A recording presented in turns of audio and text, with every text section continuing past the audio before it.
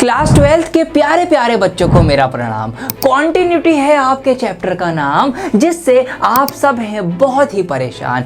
परेशानी की वजह है आपका डर, जिससे आपका कॉन्फिडेंस गया है मर, क्योंकि आपको वैसे नहीं पढ़ाया गया जैसे आपको पढ़ाया जाना चाहिए था। और शायद इसीलिए यह चैप्टर मुझे आपके लिए बहुत पहले ही लेकर आ जाना चाहिए था। तो कर दिया है मैंने खास आपकी डिमांड पर यह चैप्टर तैयार। मिलकर करेंगे आप और मैं इस चैप्टर के कॉन्सेप्ट और क्वेश्चंस पर वार। तो क्या आप हैं तैयार? तो चलो मेरे यार।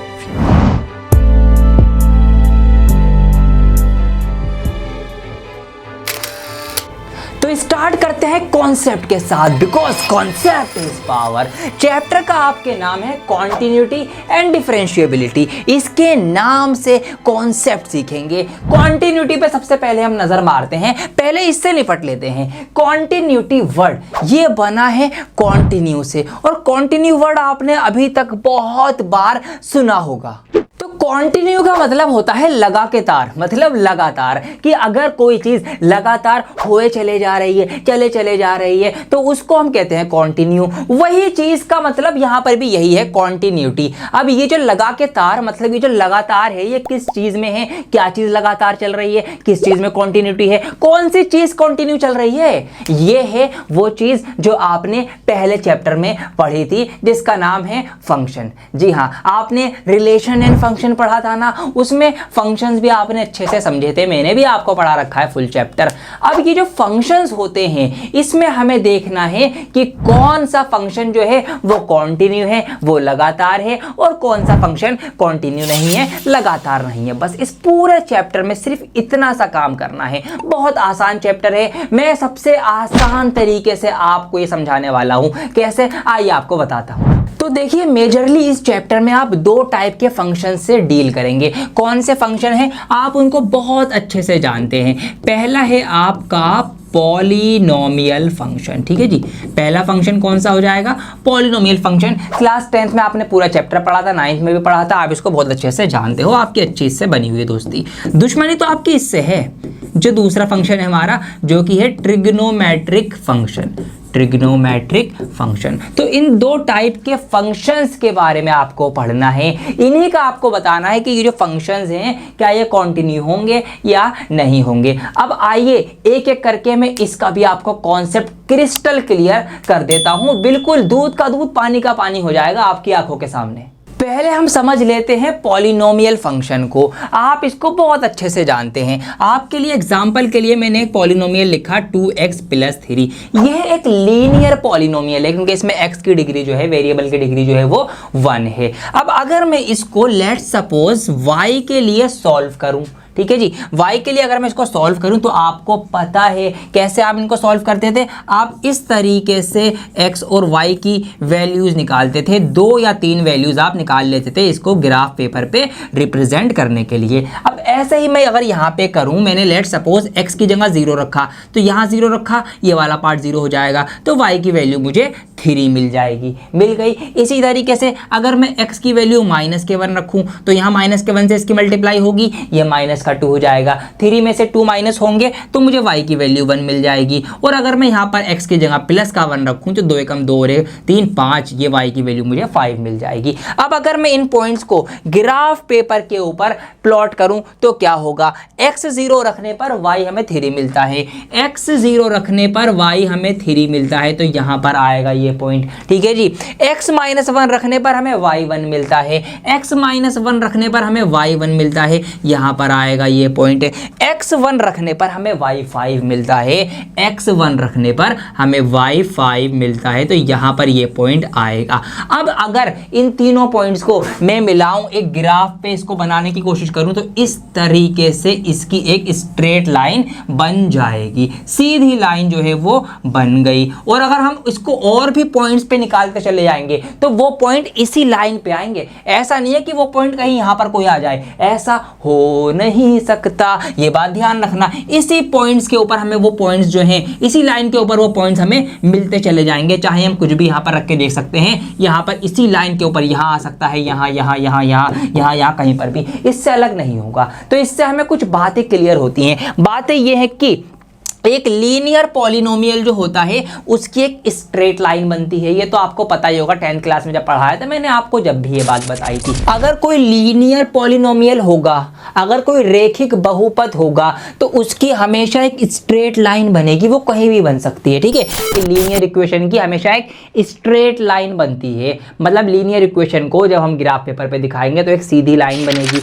दूसरी बात जो इस चैप्टर से अब रिलेट करेगी आपको, वो है कॉन्टिन्यूटी। यहां पर देखिए, इसका ये जो ग्राफ बना है, क्या ये ग्राफ कहीं टूटा है? क्या ऐसा हुआ है कि थोड़ी सी लाइन यहां बनी, थोड़े से पॉइंट हमें यहां मिल गए, थोड़ी सी लाइन यहां बनी? क्या ऐसा हुआ है? या फिर क्या ऐसा हुआ है कि लाइन यहां से यहां तक आ रही थी, यहां पे टूट गई, बीच में कहीं पर से थोड़ी सी टूट के फिर बाद में शुरू हो गई? क्या ऐसा हुआ है? ऐसा कुछ भी नहीं हुआ, ऐसा कुछ भी हो नहीं सकता। ध्यान रखना, ये पूरी की पूरी लाइन है, यहां से लेकर यहां तक चली आ रही है। अगर मैं और पॉइंट्स को प्लॉट करके भी इसको बनाऊंगा तो ये लाइन पूरी कॉन्टिन्यू बनी है। यस, यही कॉन्सेप्ट है कि कॉन्टिन्यू ये लाइन है, इस लाइन के अंदर कॉन्टिन्यूटी मेंटेन है, बनी हुई है, बरकरार है, लगा के तार चली जा रही है। तो यस, हम ये कह सकते हैं कि ये जो फंक्शन होगा, ये फंक्शन क्या होगा? ये फंक्शन कॉन्टिन्यू है। तो ऐसे आपको बताना है, हर एक सवाल में यही आपसे कराया जाएगा। आपको कुछ पॉलिनोमियल फंक्शन दिए जाएंगे या फिर ट्रिग्नोमेट्रिक फंक्शन दिए जाएंगे, आपको ये बताना है कि उस फंक्शन का जो ग्राफ बनेगा भैया वो कॉन्टिन्यू बन रहा है या नहीं बन रहा। ऐसे आपको इसको पहचानना है। लेकिन अब ऐसा तो नहीं कि हम हर एक सवाल में ये चीज करें, ग्राफ बनाएं, उसका ग्राफ बना के देखें, फिर हम देख के बताएं कि भैया टूट रहा नहीं। ऐसा नहीं करना। कुछ तरीके हैं, कुछ स्टेप्स हैं, उन तरीकों को फॉलो करके हम लिखकर ही पता कर लेंगे कि किस फंक्शन का जो है वो ग्राफ या कौन सा फंक्शन कॉन्टिन्यूटी मेंटेन करेगा, किस में कॉन्टिन्यूटी नहीं आएगी, लिखकर पता कर लेंगे। यही आपके सवाल हैं। तो आप समझ गए पॉलिनोमियल के लिए।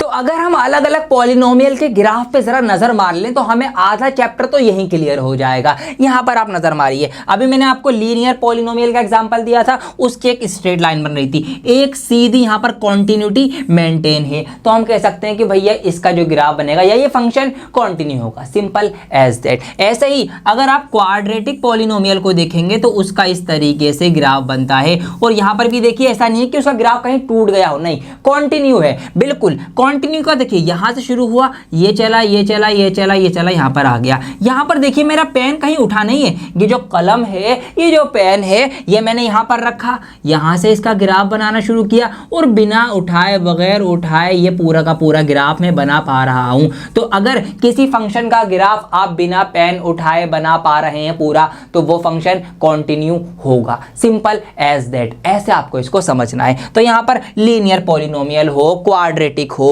क्यूबिक हो, क्यूबिक का भी देखिए ये ग्राफ बनता है। यहां से चलूंगा, ये मैं ऊपर गया, ये मैं नीचे आया, ये मैं ऊपर चला गया, बिना पेन उठाए पूरा का पूरा इसका जो है वो ग्राफ बन गया है। इसका मतलब यहां पर कॉन्टिन्यूटी मेंटेन है, कंटिन्यू काम चल रहा है, कहीं पर भी ग्राफ टूटा नहीं है। तो यहां से आप निष्कर्ष निकाल लीजिए, कंक्लूजन लिख लीजिए कि अगर कोई भी क्या हो पॉलिनोमियल फंक्शन आपके लिए आ जाए तो उसकी कॉन्टिन्यूटी तो होगी ही होगी। ये बात ध्यान रखना, ऑलवेज कॉन्टिन्यू होगा। यहां पर अलग अलग मैंने आपको एग्जांपल दिखा दिए, ठीक है, लीनियर का भी, क्वाड्रेटिक का भी, क्यूबिक का भी, क्वाड्रेटिक, ठीक है, क्वार्टिक का भी और क्वांटिक का भी। तो इस तरीके से इसका हमें हर बार में दिख रहा है क्या, एक कॉन्टिन्यूटी मेंटेन है, एक कॉन्टिन्यूटी मेंटेन है, कॉन्टिन्यूटी मेंटेन है। क्लियर हो गया? तो पॉलिनोमियल आपको क्लियर हो गया। अब ट्रिग्नोमेट्रिक फंक्शन को क्लियर कर देता हूं, फिर हम क्वेश्चंस की स्टार्टिंग करेंगे। ट्रिग्नोमेट्रिक फंक्शन की अगर आप बात करें तो इससे भी आप वाकिफ हैं, साइन, कॉस, टेन, कॉट, सेक, कोसेक, इनके फंक्शंस होते हैं। अभी तक आपने इनको सॉल्व किया है, ग्राफ की बात आपके सामने कम ही आई है, लेकिन इन फंक्शंस के भी अपने ग्राफ बनते हैं। अगर इनकी वैल्यूज को हम पुट करें और वैल्यूज के अकॉर्डिंग हम उनकी लाइन को मिलाते चले जाएं तो उनके भी कुछ ग्राफ बनते हैं। तो आइए ट्रिग्नोमेट्रिक फंक्शन में किसके क्या ग्राफ होते हैं देख के नजर मार लेते हैं, सवालों को सॉल्व करने में आपके लिए आसानी हो जाएगी। अब यहां पर आपके लिए मैंने सारा काम आसान यहाँ पे कर दिया है। देखिए इस पे नजर मारिए आप, यहाँ पर आप देख सकते हैं सबसे पहले हम बात करेंगे साइन के फंक्शन के ग्राफ की। तो साइन एक्स अगर हमारे पास फंक्शन है, ठीक है, उसका ग्राफ जो है वो कुछ इस तरीके से बनता है। आप यहाँ पर देख सकते हैं कैसे, यहाँ से शुरू होगा -2 पाई से, फिर इस तरीके से ये चलता हुआ चलेगा। अब यहाँ पर भी आपको समझ में आ गया होगा कि बिना पेन उठाए पूरा का पूरा यहाँ पर ग्राफ जो है वो बन गया है। तो इसका मतलब क्या है कि साइन एक्स या साइन एक्स का जो फंक्शन है वो क्या दिखाता है, वो कॉन्टिन्यूटी दर्शाता है, कॉन्टिन्यूटी दिखाएगा, क्योंकि यहाँ पर कहीं पर भी कॉन्टिन्यूटी ब्रेक नहीं हुई है। कोस का देखो ग्राफ, अगर हम कोस फंक्शन की बात करें, कोस एक्स की, तो उसका यहाँ से स्टार्ट होगा, फिर ऐसे नीचे गया, फिर ऊपर वैल्यूज के अकॉर्डिंग π/2 आ गया, 3π/2 आ गया। ये देखिए यहाँ पर भी बिना पेन उठाए पूरा का पूरा जो है वैल्यूज के अकॉर्डिंग मैं बना रहा हूं तो चल रहा है। इट मींस साइन एक्स और कोस एक्स आ जाए तो इसका मतलब समझ जाना कि ये तो कॉन्टिन्यूटी दिखाएंगे ही दिखाएंगे। आंसर आपको पहले पता चल जाएगा। लिखने का तरीका, सवाल सॉल्व करने का तरीका मैं अभी आपको बता देता हूं। ढेर सारे इंपॉर्टेंट सवाल करवाऊंगा आपको इसी वीडियो में, तो बस देखते रहो वीडियो, ये तो क्लियर हो गए। लेकिन बाकियों पे अगर आप नजर मारें, यहाँ गड़बड़ है, यहाँ पे मतलब गड़बड़ नहीं है, इनका जो नेचर है वो अलग है थोड़ा। अगर आप यहाँ पे कोसेक्स का देखेंगे, ठीक है, आप यहाँ पे सेक का देखेंगे, कोट का देखेंगे, टेन का देखेंगे, देखिए इनका यहाँ पर इसकी वैल्यू के अकॉर्डिंग यहाँ ग्राफ बनेगा, फिर यहाँ ग्राफ बनेगा, यहाँ बनेगा, यहाँ बनेगा, वैल्यूज के अकॉर्डिंग। अब देखो यहाँ पर क्या हो रहा है, मेरा पेन उठ रहा है, ये मैंने इतना बनाया, ये उठ गया, ठीक है, फिर मैं नीचे आ गया, फिर यहाँ वैल्यू आई, फिर उठ गया, फिर यहाँ वैल्यूज आई, फिर उठाना पड़ा, फिर यहाँ वैल्यू आई, फिर उठाना पड़ा। बिना पेन उठाए मैं इसका ग्राफ बना ही नहीं सकता। तो इसका मतलब क्या हुआ, इसका मतलब ये चारों फंक्शन कॉन्टिन्यूटी नहीं दर्शाते, ये डिसकॉन्टिन्यूटी दर्शाते हैं। समझ में आ गई बात। तो ये यहाँ पर सीन है। तो ऐसे आपको चीजें क्लियर हो गई, पेन उठ गया भैया, यहाँ पर कॉन्टिन्यूटी टूट गई, कॉन्टिन्यूटी ब्रेक हो गई, इन दोनों में मेंटेन थी। तो ये है आपके ट्रिग्नोमेट्रिक फंक्शन। तो आपको पूरा क्लियर हो गया इस चैप्टर में आपको क्या करना है, ठीक है, कौन कौन से फंक्शन आपको देखने को मिलेंगे। अब आइए सवाल के तौर पर इसको कैसे लिखा जाएगा, कैसे इसको करा जाएगा, वो मैं आपको समझा देता हूँ फटाफट, एक दो एग्जाम्पल लेके, फिर हम क्वेश्चंस की एक्सरसाइज की स्टार्टिंग करेंगे। और यकीन मानना आपसे बड़े से सवाल होंगे, आपको लगेगा यार मैं इसके लिए डर रहा था, मैं तो बड़ा पागल हूं, ठीक है। बहुत आसान चीजें आपके लिए हो जाएंगी। आइए शुरू करते हैं एग्जांपल्स को समझना। अब आपको एक एग्जांपल समझाता हूं कि कैसे आपको फंक्शन दिए गए होंगे, कैसे इनको आपको समझना है और पहचानना है। सब चीजें बहुत इंपॉर्टेंट चीजें हैं, इनको ध्यान से देखिए आप। देखिए यहां पर एक फंक्शन दिया गया है कि फंक्शन फॉर एक्स जो है वो 1 आएगा जब if x is less than और इक्वल टू 0, कि अगर एक्स की वैल्यू हम 0 के बराबर या उससे कम रखें तो हमें फंक्शन क्या मिलता है, रिजल्ट हमें 1 मिलता है। तो ऐसे समझो कि हमें y पर 1 यहां पर होगा, 1 मिलता है। कब मिलता है, कि जब हम x की वैल्यू 0 रखें, मतलब यहीं पर रहें, या फिर 0 से कम रखें। तो 0 से कम मतलब इधर जाएगा, माइनस में जाएगा। तो ये बात आपको समझ में आ गई कि हमें यहाँ पर 0 और 1 एक पॉइंट मिल जाता है, ठीक है जी, कि हमें यहाँ पर 1 मिलता है। कब, कि जब हम x की वैल्यू 0 रखें, मतलब ये वाला पॉइंट भी शामिल हो गया, 0 रखें या उससे कम रखें, और इससे कम के सारे पॉइंट जो है वो सब इसमें शामिल हो गए। अब हमें एक कंडीशन और दी गई कि हमें फंक्शन में वैल्यू 2 मिलती है। कब मिलती है, कि if x is more than 0, कि अगर x हम 0 से ज्यादा रखते हैं, तो x की वैल्यू 0 से ज्यादा रखते हैं तो हमें क्या मिलता है, हमें 2 मिलता है। तो 1 ये है, 2 ये है, हमें 2 मिलेगा कब, कि जब हम x की वैल्यू 0 नहीं रखनी, 0 से ज्यादा रखनी है। मतलब इस पॉइंट को छोड़कर थोड़ा सा आगे बढ़ाकर हमें यहाँ पे सारे पॉइंट्स लेने, थोड़ा सा आगे बढ़ाकर। तो इसका मतलब क्या है कि यहाँ पर हमारा इस तरीके से हम इसको शो करेंगे। अब यहाँ पर देखिए ये इसका पूरा ग्राफ बन गया इस फंक्शन का। अब आप मुझे देख के बताइए क्या ये कॉन्टिन्यू होगा, क्या ये कॉन्टिन्यूटी दिखा रहा है? नहीं दिखा रहा। जी हाँ, क्यों नहीं दिखा रहा? क्योंकि अगर मैं इसका ग्राफ बनाऊं, मैं यहाँ से शुरू करूँगा 0 से और इधर जाऊँगा, अब मुझे पेन उठाना पड़ जाएगा। या मैं अगर इधर से इधर भी आऊँगा, ठीक है, मैं इधर से 0 की तरफ भी बढ़ूंगा, 0 तक पहुँच गया। अब मुझे यहाँ से आगे बढ़ने के लिए, क्योंकि यहाँ पर 2 पर आना है मुझे, तो यहाँ मुझे पेन उठाना पड़ेगा। तो पेन उठाना पड़ेगा, इट मीन्स ये यहाँ पर कॉन्टिन्यूटी नहीं दिखा रहा। समझ में आ गई बात? तो ये आपको ऐसे पहचानना है। एक एग्जांपल और समझाता हूं और अच्छे से बात समझ में आएगी। अब इस सवाल पे नजर मारिए और मुझे आप बताइए कि इसकी कंडीशन क्या निकलेगी। यहाँ पर हमें फंक्शन दिया गया है कि फंक्शन जो है हमारा आउटपुट 1 निकल के आता है। कब? जब हमारा x जो है वो 0 के बराबर नहीं है और दूसरा कंडीशन क्या दी गई कि 2 आता है जब x बराबर 0 है। इसका मतलब जब हम x पर कहीं भी गए 0 पे तो हमें फंक्शन पे y की वैल्यू 2 मिल जाती है, मतलब हम यहाँ पर 1 और 2, तो हमें एग्जैक्टली ये वाला पॉइंट मिल जाता है 0 2। ठीक है, x 0 रखने पर हमें y 2 मिल जाता है, फंक्शन का आउटपुट हमें 2 मिल जाता है। तो 0 रखने पर 2 मिल गया, मतलब ये वाला पॉइंट हो गया। अब ये कंडीशन देखो, x = 0 ना हो तो हमें 1 मिलता है। हमें यहां पर 1 कब मिलता है कि जब x = 0 ना हो, मतलब हमें ये 0 वाला पॉइंट छोड़कर बाकी के इधर के सारे लेने हैं और बाकी के उधर के भी सारी वैल्यूज जो है वो ले लेनी है, लेकिन ये बीच की वैल्यू नहीं लेनी, ये हमसे मना करी गई है। ये मना करी गई मतलब हम लेफ्ट हैंड की सारी वैल्यूज ले सकते हैं, राइट हैंड की सारी भी ले सकते हैं, उन सब पर हमें मिलेगा, लेकिन इस पर नहीं मिलेगा, तो इसको हमने एक्सक्लूड कर दिया है। ये इसका कुछ यहाँ पर ग्राफ बन गया। अब आप देखिए, एक पॉइंट ऊपर है, एक पॉइंट यहाँ पर है, यहाँ से यहाँ तक मैं चलूंगा, इस गैप को मुझे छोड़कर फिर मैं यहां से यहां तक बढ़ूंगा और ये पॉइंट मेरा अलग ही है, तो ये कॉन्टिन्यूटी नहीं दिखा रहा।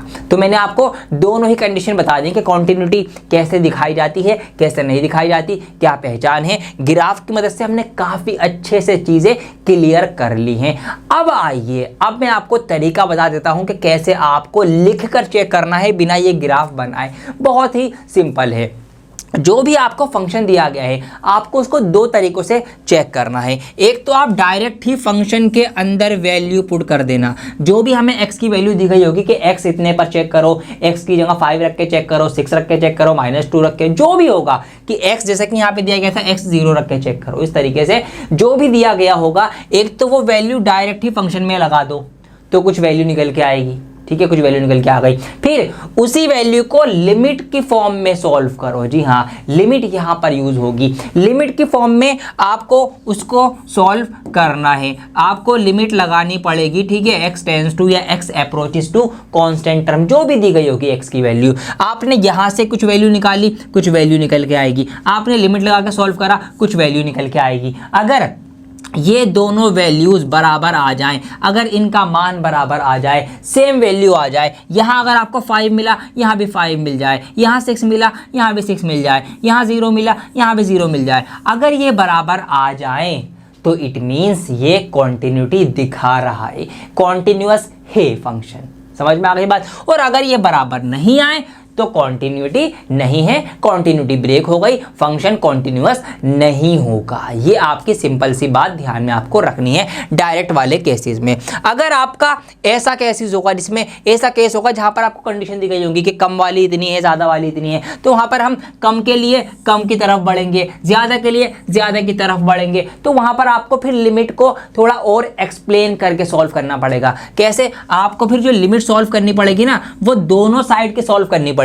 इसको आप बोलेंगे लेफ्ट हैंड लिमिट, इसको आप बोलेंगे राइट हैंड लिमिट। ठीक है जी, LHL और RHL। इसको आप दिखा देंगे, जो भी वैल्यू होगी उसके ऊपर माइनस लगा देंगे। जैसे कि यहाँ पर x = 0 था तो ये 0 माइनस की वैल्यू हो गई, यहाँ पर आपके लिए प्लस की तरफ बढ़ रहा है तो ये 0 प्लस की वैल्यू हो गई। इस तरीके से आप माइनस का यूज करके लेफ्ट हैंड लिमिट भी निकालेंगे, राइट हैंड भी निकालेंगे, दोनों देखेंगे और fx की देखेंगे। सब कुछ तीनों बराबर आ रही हैं अगर इस कंडीशन में कि अगर आपकी जो LHL की लिमिट है वो बराबर आ रही है आपकी RHL की लिमिट के। ठीक है जी, और वो बराबर आ रही है आपने जो डायरेक्ट वैल्यू रखी फंक्शन की, डायरेक्ट वैल्यू जो भी हमें दिया गया था वो डायरेक्ट रखा। अगर ये तीनों आपकी बराबर आ जाएं तो ये समझ लेना कि भैया ये फंक्शन कैसा है, ये फंक्शन कॉन्टिन्यूअस है, कॉन्टिन्यूटी दिखा रहा है। अगर इनमें से कोई बराबर नहीं आए, हो सकता है कि ये दो बराबर आ जाए ये ना आए, या हो सकता है कि ये दो बराबर आ जाए ये ना आए,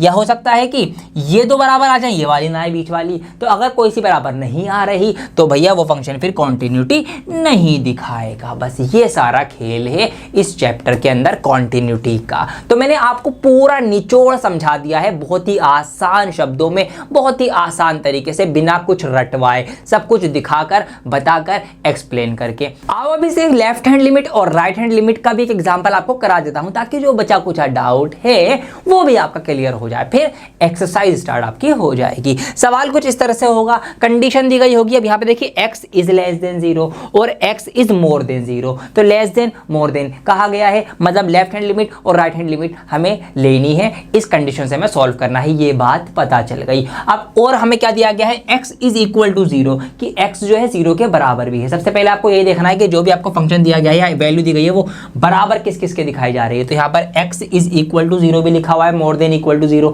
इस तरह से। तो यहाँ पर से हमारी सवाल की शुरुआत होगी कि हम अगर x को 0 के इक्वल लें और फंक्शन में डायरेक्ट वैल्यू पुट करें, तो हमसे कहा गया है कि अगर x इज मोर देन या इक्वल टू 0 हो तो फंक्शन हमें लेना है x। तो फंक्शन हमें यहाँ पर x ले लेना है, x की जगह पर 0 पुट कर देना है। तो मैंने यहाँ पर फंक्शन में x की जगह 0 पुट कर दिया, तो x की जगह 0 पुट हो गया। तो फंक्शन के थ्रू डायरेक्ट वैल्यू रखने पर हमें मिला 0।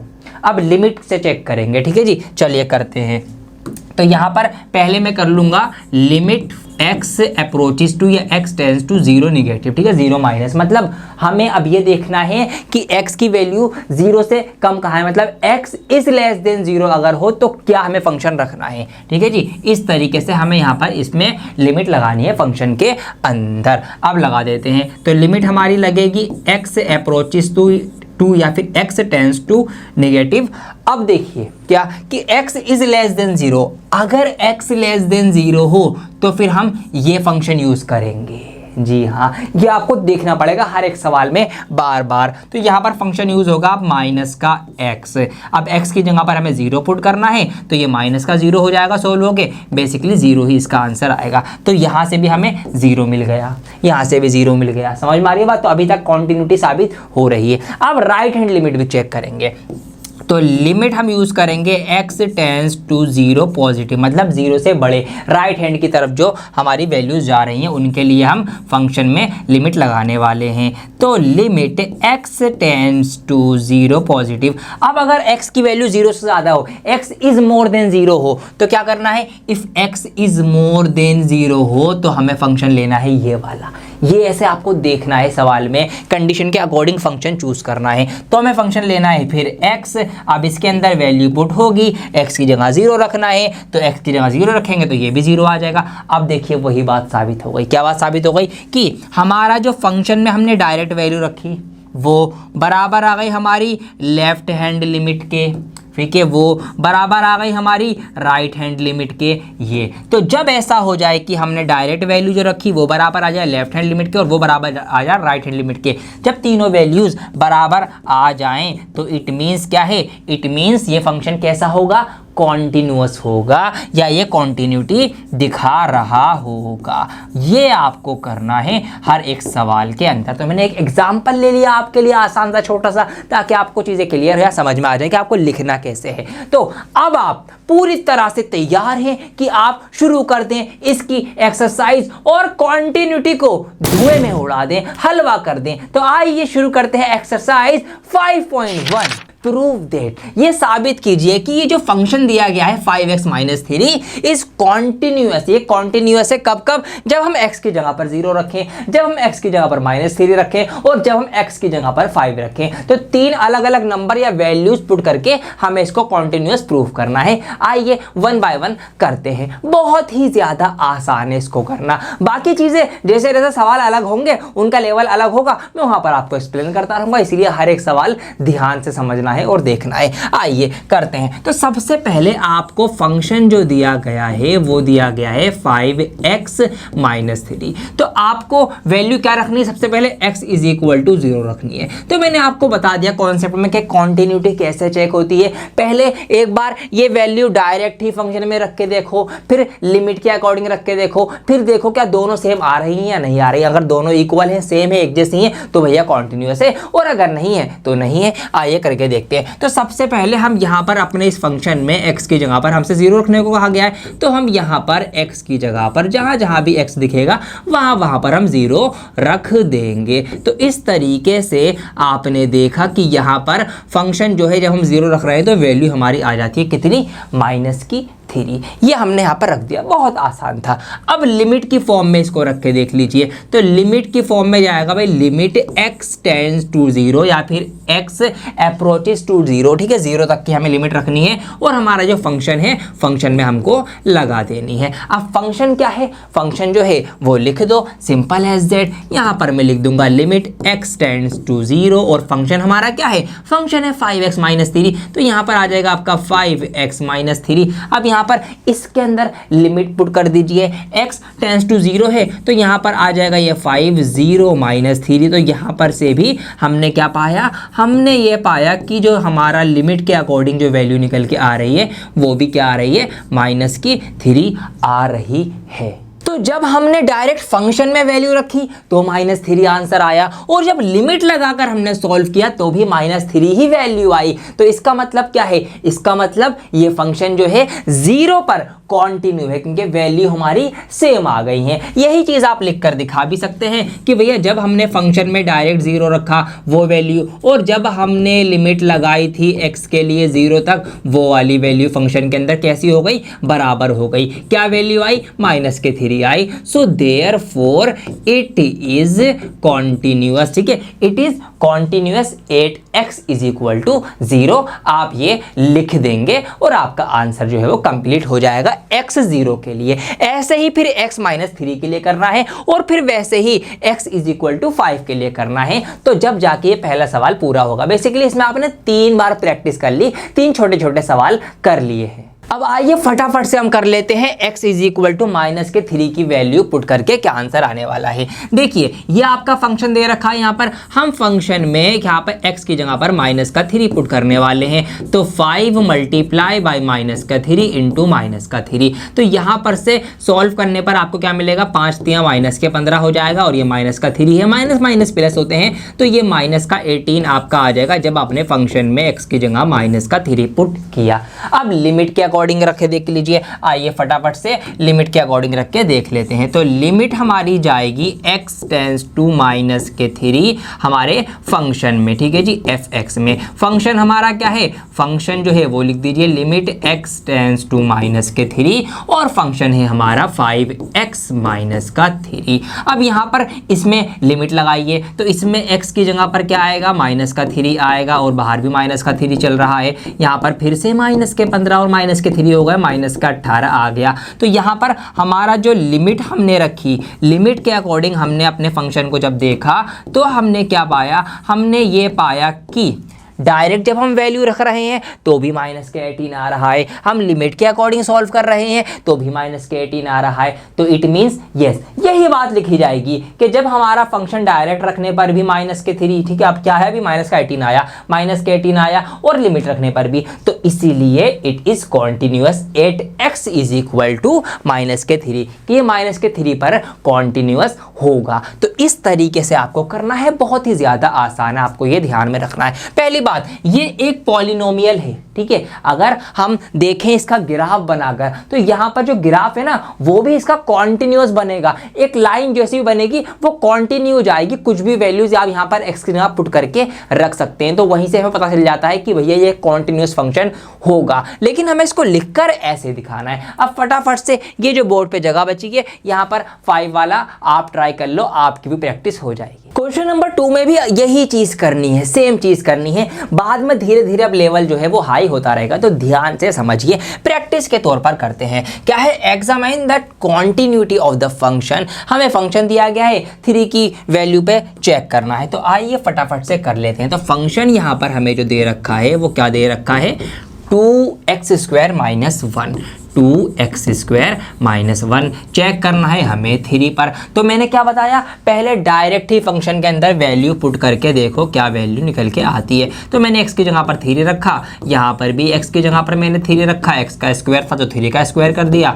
ये आपका कितना हो जाएगा, 3 3 9 हो जाएगा, माइनस का 1 हो जाएगा, 2 9 18 -1 हो जाएगा, ये आपका आ गया 17। तो डायरेक्ट वैल्यू रखने पर हमें फंक्शन की क्या मिल रहा है, 17 मिल रहा है। अब लिमिट रख के देख लो, लिमिट में क्या आंसर आता है। तो लिमिट हमारी जाएगी कि x अप्रोचेस टू 3, ठीक है जी, हमारे फंक्शन में। फंक्शन क्या है हमारा, फंक्शन है हमारा 2x² - 1। तो यहाँ पर अब हम क्या करेंगे, लिमिट लगाएंगे, ठीक है जी, अपने फंक्शन में। फंक्शन है हमारा 2x² माइनस का 1। अब यहाँ पर आप डायरेक्ट लिमिट रख दीजिए, तो यहाँ पर जब हम लिमिट रखेंगे तो 2 3 का स्क्वायर माइनस का 1, तो कुल मिला के घूम फिर के बात वही आ जाएगी। क्या आ जाएगी? 17 आ जाएगी। मतलब जब हमने लिमिट लगाई जब भी 17 आया, और जब हमने डायरेक्ट वैल्यू पुट करी जब भी 17 आया, तो इट मीन्स क्या कि भैया ये फंक्शन क्या है? कॉन्टिन्यू है। ये हमने चेक कर लिया। तो जैसे कि मैंने यहाँ पर आपको बताया था, यही चीज़ आपको लिखनी है कि भैया हमारे जब फंक्शन लगाया और जब हमने लिमिट रख के सॉल्व किया तो हमारी वैल्यू सेम आई, तो इसीलिए जो कॉन्टिन्यूस होगा फंक्शन, हमारी इस वैल्यू पे जो वैल्यू होगी वो वैल्यू आप लिख देंगे। सेम इस तरीके से क्वेश्चन नंबर 2 भी आपका हो गया है। आइए फटाफट से जल्दी से बढ़ते हैं क्वेश्चन नंबर 3 की तरफ। अब इस सवाल में सीखेंगे आप कुछ और नई चीजें। क्वेश्चन नंबर 3 आपकी बुक का क्या कह रहा है? Examine the following functions for continuity. अब आपको 4 अलग अलग ऑप्शंस दिए गए हैं, कॉन्टिन्यूटी प्रूव करनी है, और ये नहीं दिया गया कि इस नंबर पे रख के करो। तो इसका मतलब हमें कई सारे नंबर्स पर रख के देखना पड़ेगा। अब ऐसे सवालों को कैसे करना है वो मैं आपको सिखाता हूं। ऑप्शन नंबर फर्स्ट पे नजर मारो। ये डायरेक्ट ही एक पॉलिनोमियल है। अगर आप इसको डायरेक्ट y के लिए सॉल्व करेंगे, y रख के, तो x की कुछ वैल्यू पुट करेंगे तो इसका आंसर आएगा। तो ये तो हमें पहले ही पता चल गया कि ये कंटिन्यू होगा ही होगा। कुछ भी वैल्यू पुट करके यहाँ पे हम रखेंगे, कोई वैल्यू मिलेगी, और ग्राफ पे अगर हम उसका ग्राफ बनाएंगे तो वो एक हमारी कंटिन्यूटी बनाएगी, दिखाएगी। तो ये तो कंटिन्यू होगा। साबित कर देना जैसे कि पहले के हमने साबित किया है, सिंपल है। ऑप्शन नंबर बी पे नजर मारो। कुछ नई चीज है इसके अंदर। फंक्शन है 1/x-5, और आगे कंडीशन भी दी गई है कि x is not equal to 5। x की जगह पर 5 मत रखना। क्यों नहीं रखना? आप देखो, अगर मैं यहाँ x की जगह पर 5 रख दूं तो ये नीचे हो जाएगा 5 - 5। 5 - 5 का मतलब है 0। अब जब नीचे डिवाइड में 0 आ गया तो इसका मतलब क्या हुआ भैया? ये तो नॉट डिफाइंड हो जाएगा, इनफाइनाइट हो जाएगा। क्यों? क्योंकि डिवाइडेड बाय 0 या division bye 0 is not possible. ये आपको बहुत अच्छे से पता है, इसीलिए हमसे मना किया गया है। आइए इसके ऑप्शन सेकंड को ही अब हम यहाँ पर पकड़ लेते हैं। तो अगर हम ठीक है, if x is equal to 5, अगर x की जगह पर हम 5 रखते हैं तो फिर क्या होगा? तो इट इज नॉट डिफाइंड, या फंक्शन इज नॉट डिफाइंड। ठीक है जी, फंक्शन जो है वो नॉट डिफाइंड हो जाएगा। सो क्या? सो द फंक्शन, ठीक है, इज, फंक्शन कैसा है? फंक्शन जो है फिर आपका नॉट कॉन्टिन्यूअस या डिसकॉन्टिन्यू है। कॉन्टिन्यू वो नहीं है किसके ऊपर? At x is equal to 5 के ऊपर। अगर हम x की जगह 5 रखते हैं तो कॉन्टिन्यूटी नहीं हो पाएगी। अब 5 की जगह बाकी जो सारे नंबर बचे उनको हमको रखना है, तो उनको हम मान लेंगे। क्या मानेंगे? हम लेट कर लेंगे कि let x tends to c या x approaches to c। c से यहां मैं दिखा रहा हूं बाकी के अदर नंबर्स। ठीक है जी, 1 2 3 4 6 7 8 जो भी नंबर आप रखना चाहें 5 के अलावा, फिर तो कुछ ना कुछ वैल्यू आएगी ना। जी हाँ, बिल्कुल आएगी। तो वही मैंने यहां पर रखा है। तो अब इसमें अगर हम लिमिट लगाएंगे तो limit x tends to c हमारे फंक्शन में लगेगी। फंक्शन हमारा क्या है? फंक्शन आपका है 1/x माइनस के 5। अब इसके अंदर आप लिमिट लगा दीजिए। Limit x tends to c हमारी लग रही है 1/x माइनस 5 के अंदर, और अब जब हम लिमिट लगा के इसको सॉल्व करेंगे तो 1/c माइनस 5 आ जाएगा। अब इसका मतलब क्या है? ये मतलब समझो। मतलब ये है कि अब देखिए, c की जगह मैंने क्या बताया? कोई भी नंबर 5 को छोड़ के। अगर मैं यहाँ पर लेट सपोज मैं रखूँ 7 c की जगह पर, तो क्या आएगा? ऊपर आएगा 1 और नीचे आएगा 7 में से 5 जाएंगे तो आपका 2 बचेगा। मुझे एक नंबर मिल गया। और अगर यही 7 मैं डायरेक्ट ही इसमें पुट करूं, ठीक है, ये तो मैंने लिमिट लगा के पुट करा। अगर मैं डायरेक्ट ही x की जगह पर 7 रख दूं इसके अंदर, तो यहाँ पर ये आपका कितना आएगा? ये जब भी आपका कितना आएगा? 1/2 ही आएगा। तो इसका मतलब आप यहाँ पर इस c की जगह कोई भी नंबर रख के देख लीजिए, और फिर उसी नंबर को अगर आप डायरेक्ट भी रख के देखेंगे तो वैल्यूज आपको सेम मिलेंगी। एक बार और ट्राई कर लेता हूँ। आप आपने x की जगह पर यहाँ पर लेट सपोज 10 रखा, तो यहाँ पर आपको मिल जाएगा 1/5 और लिमिट में आगे सॉल्व होके क्या आया 1/c-5। तो यहाँ पर भी अगर मैं c की जगह पर 10 रखता हूँ तो भी मुझे क्या मिलेगा 1/5 ही मिलेगा। इसका मतलब क्या है, इसका मतलब वही कि डायरेक्ट फंक्शन में वैल्यू रखने पर और लिमिट के अकॉर्डिंग सॉल्व करके रखने पर हमें सेम वैल्यू मिल रही है। तो अब जब हमें सेम वैल्यू मिल रही है तो इट मींस ये फंक्शन जो है वो कैसा है, वो कंटिन्यू होगा। ठीक है, ऐसे आपको इसको लिखकर करना है। तो ये नई चीज थी इसके अंदर समझने की। तो यहां पर मैंने पहला और दूसरा ऑप्शन सफाई से आपके लिए लिख दिया है ताकि आप इसको आराम से देखकर समझ सकें और जब आपको पीडीएफ मिले तो आप ठीक से नोट भी कर सकें। पीडीएफ कहां मिलेगी, हमारे टेलीग्राम ग्रुप पे मिलेगी। ये टेलीग्राम ग्रुप का नाम है, डिस्क्रिप्शन में लिंक दिया गया होगा, जाके पीडीएफ डाउनलोड कर लेना, क्वेश्चन वगैरह देखने के लिए, होमवर्क करने के लिए और ज्वाइन भी हो जाना, क्योंकि वहां पर हम आपको काम की चीजें पीडीएफ वगैरह प्रोवाइड करवाते रहते हैं फ्री ऑफ कॉस्ट। जी हाँ, आइए देखते हैं ऑप्शन नंबर सी। बिल्कुल बी ऑप्शन की तरह ही है, आप देख सकते हैं, बस फंक्शन अलग हुए, बाकी सेम कंडीशन है। x की जगह -5 नहीं रखना, क्यों, क्योंकि अगर आप नीचे -5 रख देंगे तो -5 और +5 माइनस प्लस माइनस होके 0 हो जाएगा, फिर ये डिफाइन नहीं हो पाएगा, इसीलिए नहीं रखना। तो बिल्कुल यही वाला तरीका आपको फॉलो करना है, इसको ट्राई कर लेना। ऑप्शन नंबर डी मॉड्यूलस है, ये मैं आपको करवाने जा रहा हूं। फंक्शन दिया गया है, मॉड्यूलस के अंदर है x-5। आपको ये बात पता होगी कि जब भी मॉड्यूलस हम सॉल्व करते हैं तो अंदर अगर कोई निगेटिव में भी नंबर आता है तो वो पॉजिटिव बन जाता है। ठीक है जी, चलिए अब यहां पर अगर मैं इसमें x की जगह पर क्या रख दूं जी, 5 रख दूं डायरेक्ट, तो इस फंक्शन के अंदर f की जगह x की जगह पर 5 आएगा, तो यहाँ पर मॉड्यूलस के अंदर 5 - 5 आएगा। अब अगर मैं इसको आगे सॉल्व करूंगा तो आपको पता है कि भैया मुझे क्या मिलेगा, 0 मिलेगा। वैल्यू मिल गई, अनडिफाइंड तो नहीं रहा ना, ये वैल्यू कुछ ना कुछ मिल गई। तो मैं ये कह सकता हूँ सो इट इज कॉन्टिन्यूअस। ठीक है, इट इज कॉन्टिन्यूअस, ये जो है कॉन्टिन्यूअस है। ठीक है, कॉन्टिन्यूटी दिखा रहा है at x is equal to 5, x की जगह पर 5 रखने पर।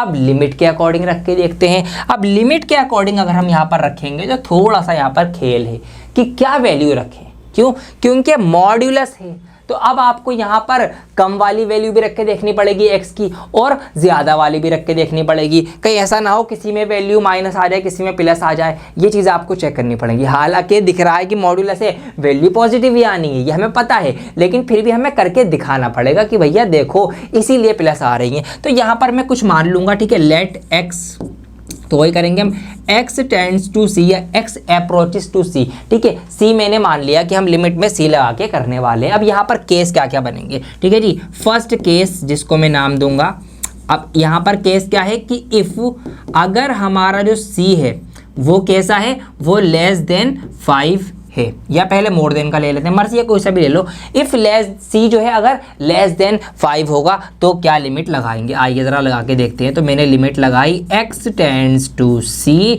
यहाँ पर फंक्शन हमारा है x में, फंक्शन है क्या, आइए लगा लेते हैं। तो limit x tends to c, function है हमारा ये रहा मॉड्यूलस के अंदर x माइनस का 5। अब यहाँ पर जब मैं इसके अंदर लिमिट लगाऊंगा तो ये बन जाएगा c-5, कुछ ऐसा बन जाएगा ना ये, ठीक है जी, फंक्शन हमारा कुछ ऐसा बन जाएगा। अब आप एक बात देखिए, मैंने क्या कहा, केस क्या है कि c अगर हमारा लेस देन 5 है, 5 से छोटा है। अगर मैं यहाँ पर 5 से छोटा कोई नंबर रखूं, लेट सपोज मैं यहाँ पर 4 रखूं, तो ये आपका 4 - 5 क्या निकल के आएगा, माइनस का 1 निकल के आएगा। किसके अंदर है, मॉड्यूलस के अंदर है। मॉड्यूलस खुलेगा तो ये पॉजिटिव 1 बन जाएगा। समझ में आई बात। इसी तरीके से अगर मैं यहाँ पर 3 रखूंगा तो 3 - 5 क्या आएगा, माइनस का 2 आएगा मॉड्यूलस में, मॉड्यूलस खुलेगा पॉजिटिव 2 बन जाएगा। समझ में आई बात। तो इट मीन्स यहाँ पर हम c से छोटा कुछ भी रख दें तो आंसर हमें पॉजिटिव में मिलना है।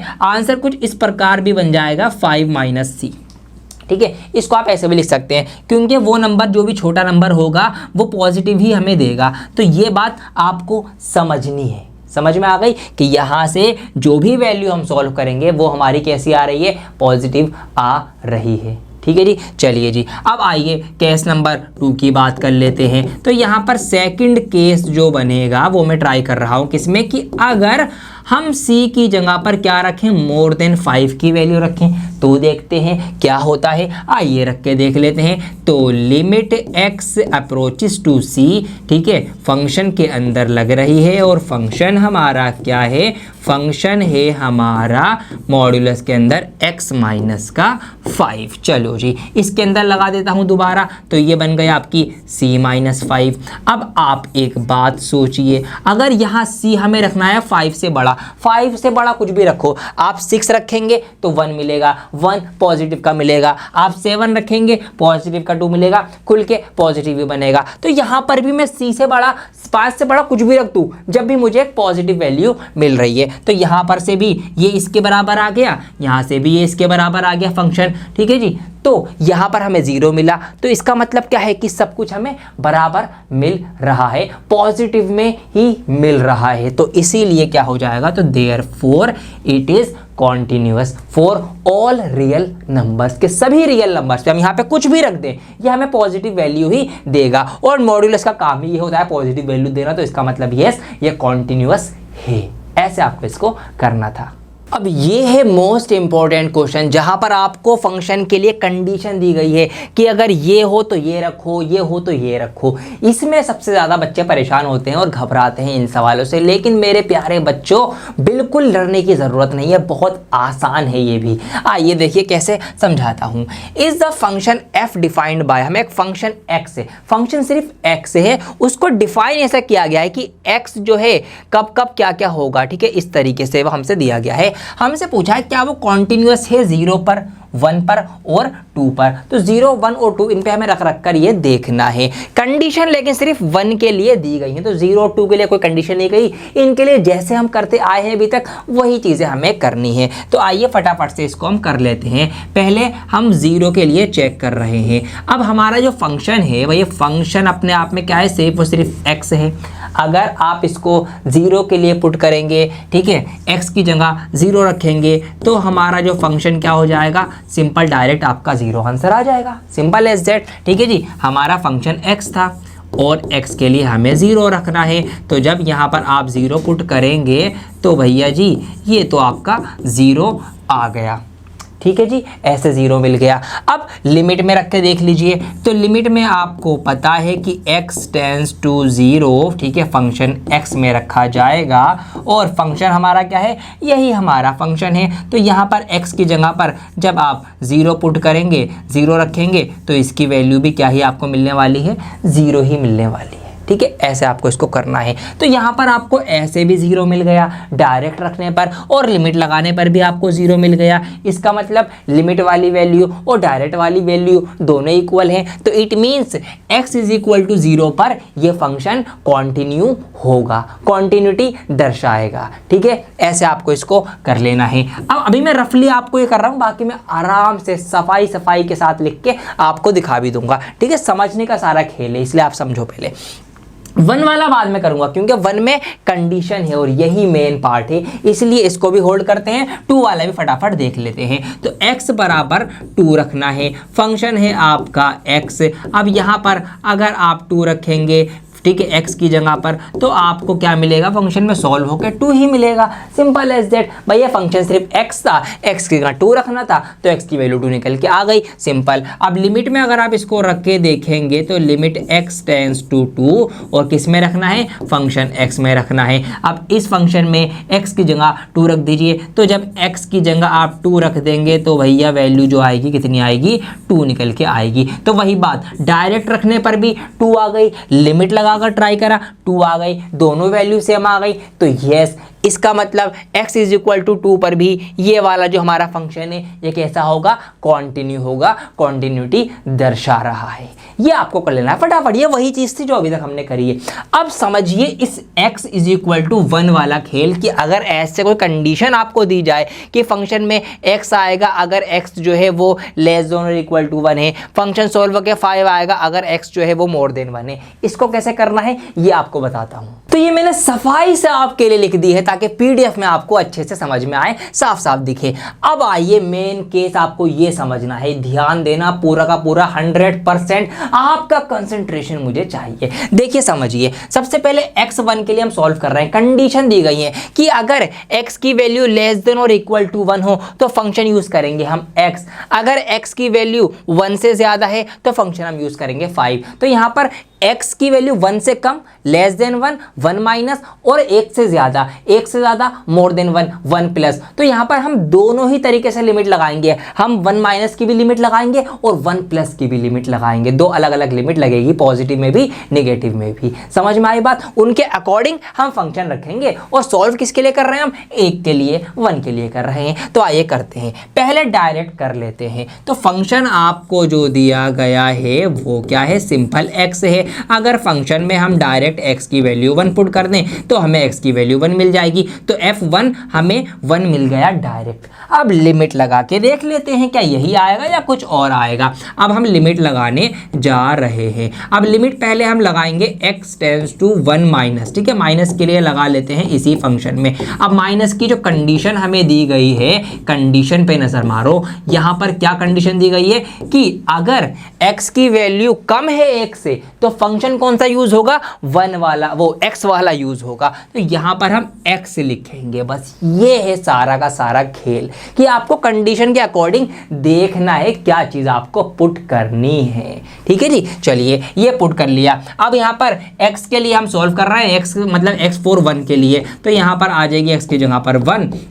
अब आपको लिमिट लगानी है इस फंक्शन के अंदर, तो x की जगह 1 रखना है। तो यहाँ पर x ही अकेला, तो x की जगह 1 आ जाएगा। तो सिंपल एज दैट, ये यहाँ पर हमारा 1 मिल गया हमें, x 1 माइनस जब हमने रख के सॉल्व करा। अब आइए दूसरी जगह पे ट्राई कर लेते हैं, दूसरी तरह से, जहाँ पर हमें क्या करना है? 1 प्लस यूज करना है हमारे फंक्शन के अंदर। आइए फटाफट से इसको भी लिख लेते हैं। तो limit x tends to 1 plus, condition दी गई है कि अगर 1 प्लस हो x की वैल्यू, मतलब मोर देन 1 हो, 1 से ज्यादा हो, तो फंक्शन हमें 5 यूज करना है। तो यहां पर फंक्शन की जगह 5 आ जाएगा। अब x किसके लिए सॉल्व कर रहे हैं हम? 1 के लिए सॉल्व कर रहे हैं। तो भैया फंक्शन जो है वो x की वैल्यू 1 के लिए सॉल्व हो रहा है, और यहां पर हम सॉल्व करेंगे, x की जगह पर 1 रखना है। यहां पर तो फंक्शन में x है ही नहीं कहीं पे, तो कुछ भी नहीं कर सकते, जो है वो एज इट इज लिख दो। तो यहां पर ये हमारा एज इट इज उठ के आ जाएगा। अब आपको यहां पर तीनों चीजें देखनी है। वैसे तो हम 2 ही देख रहे थे, क्योंकि यहां पर लिमिट हम एक ही बार यूज कर रहे थे, हमें कोई कंडीशन नहीं दी गई थी। डायरेक्ट हमारा जो भी इक्वेशन में जो भी पॉलिनोमियल दे रखा था, जो फंक्शन दे रखा था, डायरेक्ट था, कोई ऐसी कंडीशन नहीं थी।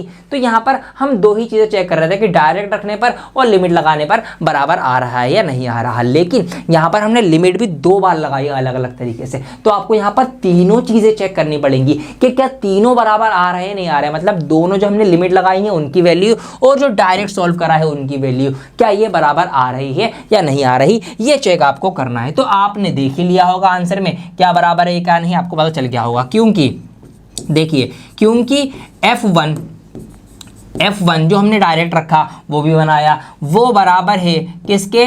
Limit x tends to 1 minus. ठीक है, जब हमने 1 माइनस रखा था यहाँ पर तो भी बनाया, ये तो बराबर आ गए, ये वाला इसके बराबर तो आ गया। लेकिन क्या? लेकिन वो बराबर नहीं आया जो हमने बाद में लिमिट लगाई, कौन सी? x टेंड्स टू 1 पॉजिटिव वाली, क्योंकि ये आई है 5, ये बराबर नहीं है। तो इसीलिए मैंने इन दोनों को बराबर लिखा और इन दोनों को बराबर लिख के मैंने ऐसे कैंसिल आउट कर दिया कि ये तो बराबर है लेकिन ये बराबर नहीं है। तो जब हमारी सारी लिमिट और नॉर्मल वाला तरीका जब सब इक्वल नहीं आए, बराबर नहीं आए, तो इसका मतलब इस कंडीशन में ये वाला फंक्शन कॉन्टिन्यू नहीं होगा। जी हाँ, कॉन्टिन्यूटी ब्रेक हो गई, टूट गई, ऐसे आपको इसको समझना है। तो यहां पर हम इसीलिए लिख देंगे क्योंकि भैया तीनों बराबर नहीं आए, therefore function is not continue, function is not continue. ठीक है, फंक्शन जो है हमारा वो कॉन्टिन्यूअस नहीं है, कॉन्टिन्यूटी को नहीं दर्शा रहा। ये एक नई चीज, उम्मीद करता हूं आपने ये सीख ली होगी। यही चीजें अब आने वाले बाकी सभी सवालों में यूज होंगी। कंडीशन दी गई होंगी अलग अलग, आपको उसके अकॉर्डिंग लिमिट जो है वो लगानी है, प्लस वाली भी माइनस वाली भी, उनको चेक करना है क्या तीनों चीजें बराबर आ रही हैं नहीं आ रही। अगर नहीं आ रही तो भैया कॉन्टिन्यूटी नहीं हो रही, अगर आ रही है तो कॉन्टिन्यूअस होगा।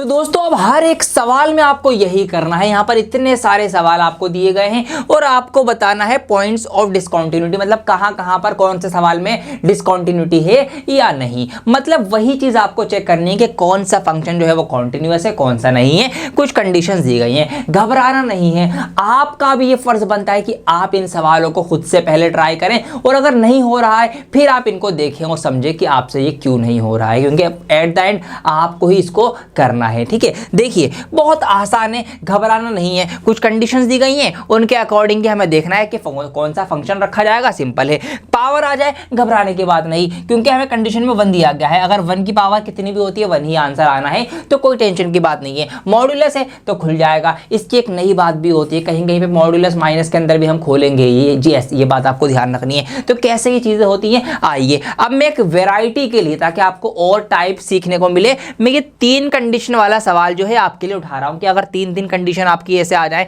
तो आपको कैसे इन सवालों को करना है। चलिए क्वेश्चन नंबर 7 यहां पर अब हम देखते हैं। तो तरीका आपका वही रहेगा, कोई टेंशन वाली यहां पर बात नहीं है। सबसे पहले यहां पर देखिए आप x को किस किस के इक्वल दिखाया गया है। तो अगर आप सवाल पे नजर मारे तो यहां पर लेस देन इक्वल टू -3 है और इक्वल टू 3 है, मतलब x यहां पर -3 के इक्वल दिखाया गया, एक बार पॉजिटिव के 3 के इक्वल दिखाया गया है। तो इट मींस यहां पर हम 2 वैल्यूज रख के 2 बार इस सवाल को चेक करेंगे, एक बार -3 के लिए पूरा, एक बार +3 के लिए पूरा। ये बात समझ में आ गई? ठीक है, आ गई। कैसे करेंगे आइए करते हैं।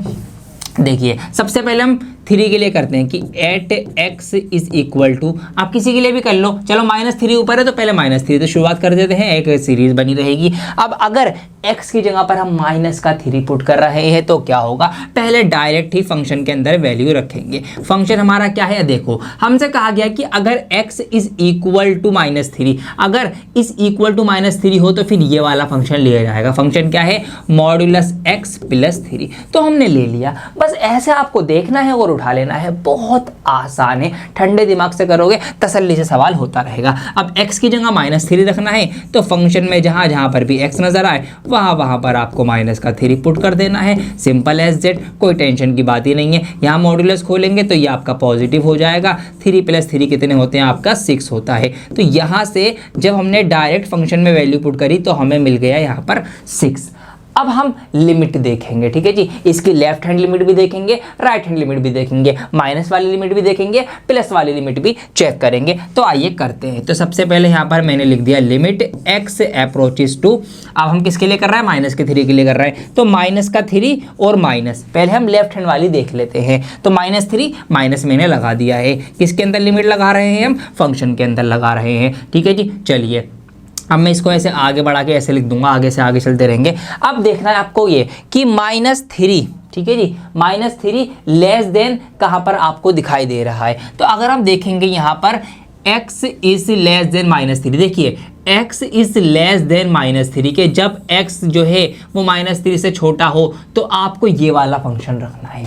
ऐसे आपको फंक्शंस ढूंढने हैं। तो यहाँ पर है कि -3 लेस, ठीक है, लेफ्ट हैंड वाला माइनस के साइड वाला, तो भैया x की वैल्यू -3 में लेफ्ट हैंड में कौन सा फंक्शन आएगा, ये वाला फंक्शन आएगा। तो आप ये एज इट इज सेम उतार देंगे। ये मैंने यहाँ पर लिख दिया है फंक्शन। अब इसके अच्छा लिमिट के साथ लिखा जाएगा तो पहले लिमिट भी लिख दीजिए, ठीक है जी, ये इस तरह से लिख दिया जाएगा। फिर आपका लिमिट x टेंस टू या अप्रोचेस टू 3 -3 माइनस, और यहाँ पर आ जाएगा आपका फंक्शन जो कि है मॉडुलस x + 3। अब यहाँ पर आप वैल्यू रख दीजिए। वैल्यू क्या है आपकी, -3 की वैल्यू है। तो जब आप वही -3 रखेंगे मॉडुलस के अंदर, इसको आप ओपन करेंगे तो ये कुल मिला के घूम फिर के वही आपका आ जाएगा 6। तो यहाँ पर हमने लिमिट में लेफ्ट हैंड चेक कर लिया। अब राइट हैंड लिमिट भी चेक कर लीजिए, फटाफट लगे हाथों। तो लिमिट x टेंस टू या x अप्रोचेस टू -3 पॉजिटिव, ठीक है, -3 प्लस किसके अंदर लगा रहे हैं जी, फंक्शन के अंदर लगा रहे हैं। चलिए जी लगा देते हैं।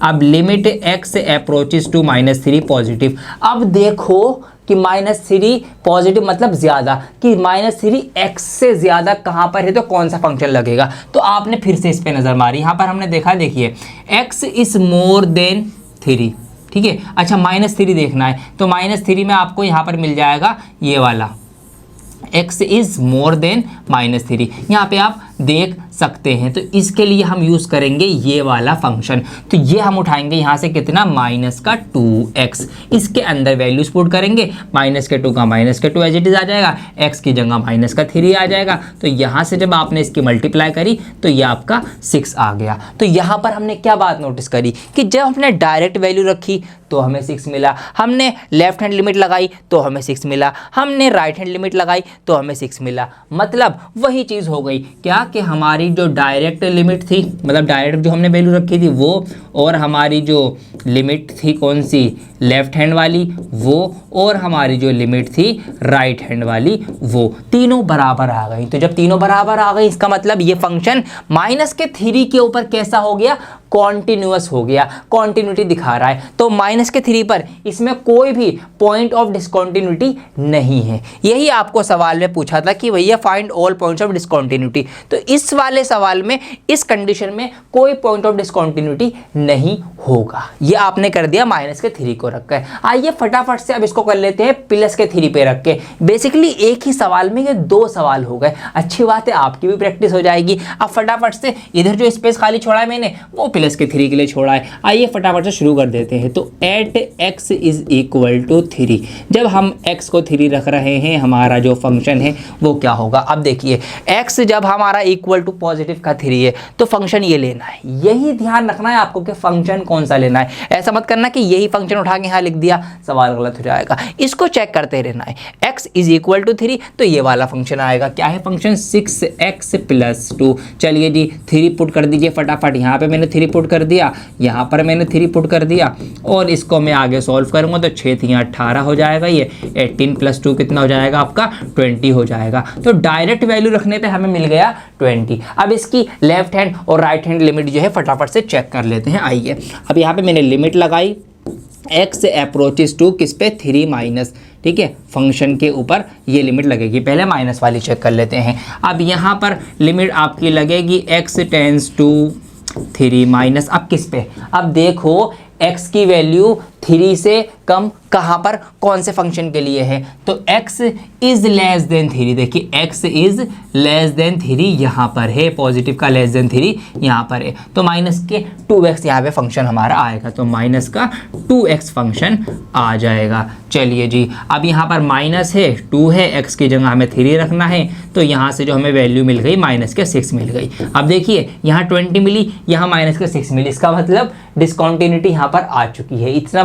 इस बात से हमें इतना अंदाज़ा लग गया है। लेकिन अब हम यहाँ पर राइट हैंड लिमिट भी इसकी चेक कर लेंगे। तो x approaches to 3 positive function हम लगा रहे हैं, फटाफट से आइए लगा देते हैं। तो limit x tends to 3 positive अब किस में लगेगी, तो प्लस का 3 पॉजिटिव यानी ज़्यादा, x से ज़्यादा प्लस का 3 कहाँ पर है, देखिए आप x से ज़्यादा प्लस का 3, तो x से ज़्यादा प्लस का 3, तो x इज़ मोर देन 3। तो यहाँ पर आपको दिखाई दे रहा है x इज़ मोर देन 3 कि x जो है वो ज़्यादा है प्लस के 3 से। तो किस में लगेगी, 6x प्लस 2 के अंदर यहाँ पर ये लगेगी। इसको आगे आप सॉल्व कर लेंगे तो 6 इंटू 3 प्लस 2, 6 दूनी 18 प्लस 2 आ गया आपका 20।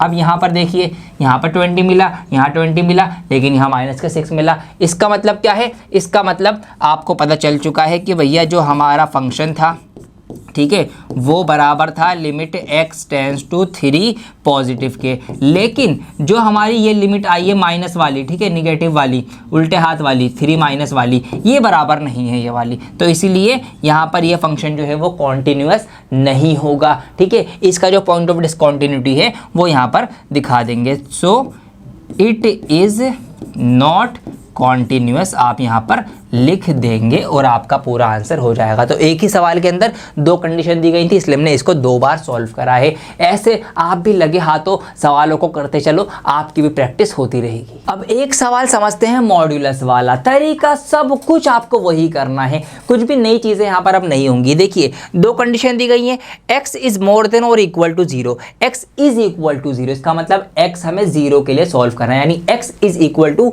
0 रख के हमें पे सवाल की शुरुआत करनी है। ऐसे आपने सवाल को पहचान लिया, आपको एक स्टार्टिंग हिंट मिल गया, तो आप बस फिर लिखना शुरू कर देंगे। At x is equal to 0 function जो है वो हमारा क्या रहेगा। अब जब 0 है तो फंक्शन क्या रहेगा, माइनस का 1 रहेगा, तो यहाँ पर माइनस का 1 रहेगा। अब यहाँ पर x तो है ही नहीं कहीं पर, क्यों हम x की वैल्यू 0 रख सकें, तो एज इट इज़ हमें फंक्शन क्या मिल जाएगा, हमें यहाँ पर फंक्शन की वैल्यू मिल जाएगी -1 जो हमें ऑलरेडी मिल ही चुकी है, तो हम इसको यहीं पर छोड़ देंगे।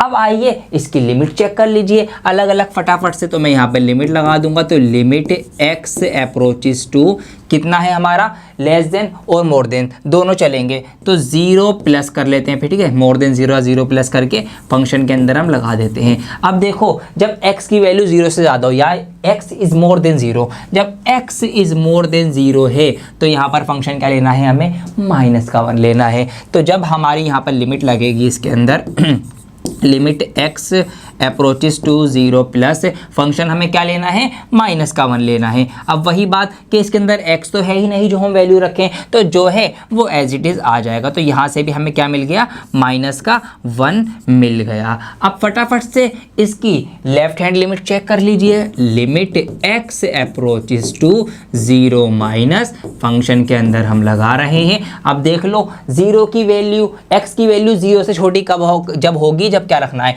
तो x if x is less than 0 तो हमें फंक्शन रखना है ये, तो हमें फंक्शन क्या रखना है, वो फंक्शन रख दीजिए। तो limit x approaches to 0 minus function हमें रखना है x अपॉन मॉड्यूलस का x। अब यहाँ पर हमारे पास x है, ठीक है। अब देखिए हमें वैल्यू क्या रखनी है, हमें वैल्यू रखनी है x की 0, ठीक है। अब यहाँ पर 0 आप नीचे रखेंगे और ऊपर, अभी पहले इसको आप सॉल्व कीजिए। देखिए मॉड्यूलस जो होगा, मॉड्यूलस के अंदर अभी x है, तो इसका क्या मतलब होता है, मॉड्यूलस से पीछे की एक स्टेप पे अगर आप ध्यान दें तो वो कुछ इस तरीके से होगी। इसके अंदर दो चीज़ें हो सकती हैं, इसके अंदर माइनस का x भी हो सकता है, इसके अंदर प्लस का x भी हो सकता है। क्यों, क्योंकि जब हम माइनस के x का मॉड्यूलस खोलेंगे तो भी हमें x मिलेगा, जब हम प्लस के x का मॉड्यूलस खोलेंगे तो भी हमें x मिलेगा। तो ये दोनों ही वैल्यू अंदर पाई जा सकती है, लेकिन हमें कौन सी चाहिए इसमें से, ये देखने के लिए आपको ध्यान रखना पड़ेगा कि अगर ये लेस देन 0 है, मतलब अगर इसकी जो वैल्यू है x की वो क्या है, वो छोटी है, वो लेस देन 0 है, तो हम फिर माइनस का ये उठाएंगे, माइनस का x लेंगे। अगर मोर देन 0 होगी तो पॉजिटिव उठाएंगे। तो ये बात आपको ध्यान रखनी है। अब यहाँ पर x की जो वैल्यू है वो 0 से छोटी है, x इज लेस देन 0, ऐसा होने की वजह से, इस कंडीशन की वजह से यहाँ पर जो है वो नीचे क्या हो जाएगा, सोल्व होके आपका ये माइनस का x आ जाएगा। मॉड्यूलस की ये बात आपको इस कॉन्टिन्यूटी के अंदर ध्यान रखनी है। अगर यहाँ पर x की वैल्यू ज़्यादा होती 0 से तो ये पॉजिटिव का x यहाँ पे फिर हम लिख देते। समझ में आ गई बात, ये चीज़ ध्यान रखना, आने वाले सवालों के अंदर भी यूज़ हो सकती है। तो वैल्यू से आपको मॉड्यूलस अकॉर्डिंगली खोलना पड़ेगा, ठीक है। अगर वैल्यू 0 से कम है, निगेटिव है, कम है, x की वैल्यू 0 से कम है, तो आपका ये माइनस में हो जाएगा। अब यहाँ पर ये सॉल्व हो चुका है। अब इसको आप सॉल्व कर लीजिए, x से x कैंसिल आउट होके यहाँ पे क्या बचेगा, माइनस का 1 बचेगा। अब देख लीजिए यहाँ पर माइनस का 1 आया, ठीक है जी, यहाँ भी माइनस का 1 आया, ठीक है जी, और यहाँ भी माइनस का 1 आया। मतलब हमें एक पॉइंट पर भी एक वैल्यू मिली, ठीक है। हमने लेफ्ट हैंड में चेक करा, वहाँ भी हमें एक वैल्यू मिली, हमने राइट हैंड में चेक करा, वहाँ भी हमें एक वैल्यू मिली। तो इट मीन्स पूरा का पूरा फंक्शन कैसा है, कॉन्टिन्यूअस है, कहीं पर भी कॉन्टिन्यूटी ब्रेक नहीं हो रही। तो यही रीज़न आप लिख देंगे कि आपकी तीनों चीज़ें जो है वो बराबर है, फंक्शन आपका, आपकी जो लिमिट है, ठीक है, वही आपकी जो दोनों लिमिट है वो सब बराबर है, तो इसीलिए क्या होगा, ये कंटिन्यू होगा। Simple as that. ये वाली एक नई बात थी, इसीलिए मैंने ये सवाल करा दिया है। क्वेश्चन नंबर 14 पे नजर मारते हैं। 3 यहाँ पर हमें कंडीशंस दी गई हैं, बहुत ही आसानी से आप इसको भी कर सकते हैं। कैसे, देखिए सबसे पहले सवाल को समझिए कि सवाल क्या आपसे कह रहा है। यहाँ पर देखेंगे पहले x की वैल्यू किस किस के इक्वल है। अगर आप देखें x यहाँ पर इक्वल टू 0 है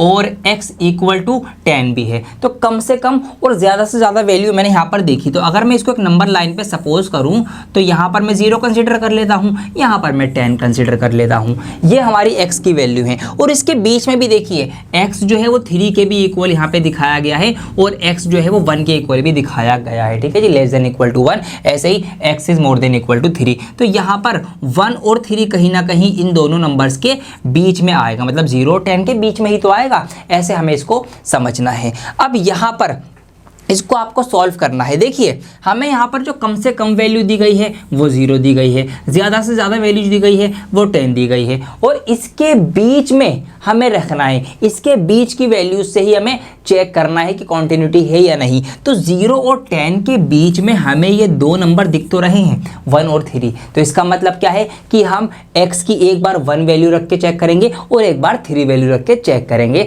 ऐसे हमको इसको करना है सॉल्व और हमें आंसर जो है वो मिल जाएगा। समझ में आ गई बात? ऐसे आपको इसको कर लेना है। चलिए करते हैं। तो पहले 1 पे ट्राई करते हैं। तो at x is equal to 1, ठीक है जी। फंक्शन हमारा जो लगेगा, फंक्शन क्या है, फंक्शन हमारा कब क्या लगेगा, अगर हम यहाँ पर 1 रखते हैं तो 1 अगर आप देखें इक्वल टू 1, ठीक है, यहाँ पर दिखा रहा है x इज लेस देन और इक्वल टू 1 के या तो 1 से छोटा हो या उसके बराबर हो। तो जब हम फंक्शन यूज़ करेंगे 3 तो यहाँ पर 3 आ जाएगा। तो हमने सिंपल एज दैट देख लिया कि f1 रखने पर हमें 3 मिल रहा है, ठीक है। अब लिमिट में चेक कर लो इसी को, सेम एज इट इज़ इधर आ जाइए। तो अब फटाफट से हम लिमिट लगा लेंगे। लिमिट x अप्रोचेस टू, कितना यूज़ करना है, हम 1 यूज़ कर रहे हैं तो 1 माइनस, ठीक है, किस में लगा रहे हैं हम, फंक्शन में लगा रहे हैं। चलिए जी, तो limit x approaches to 1 minus function.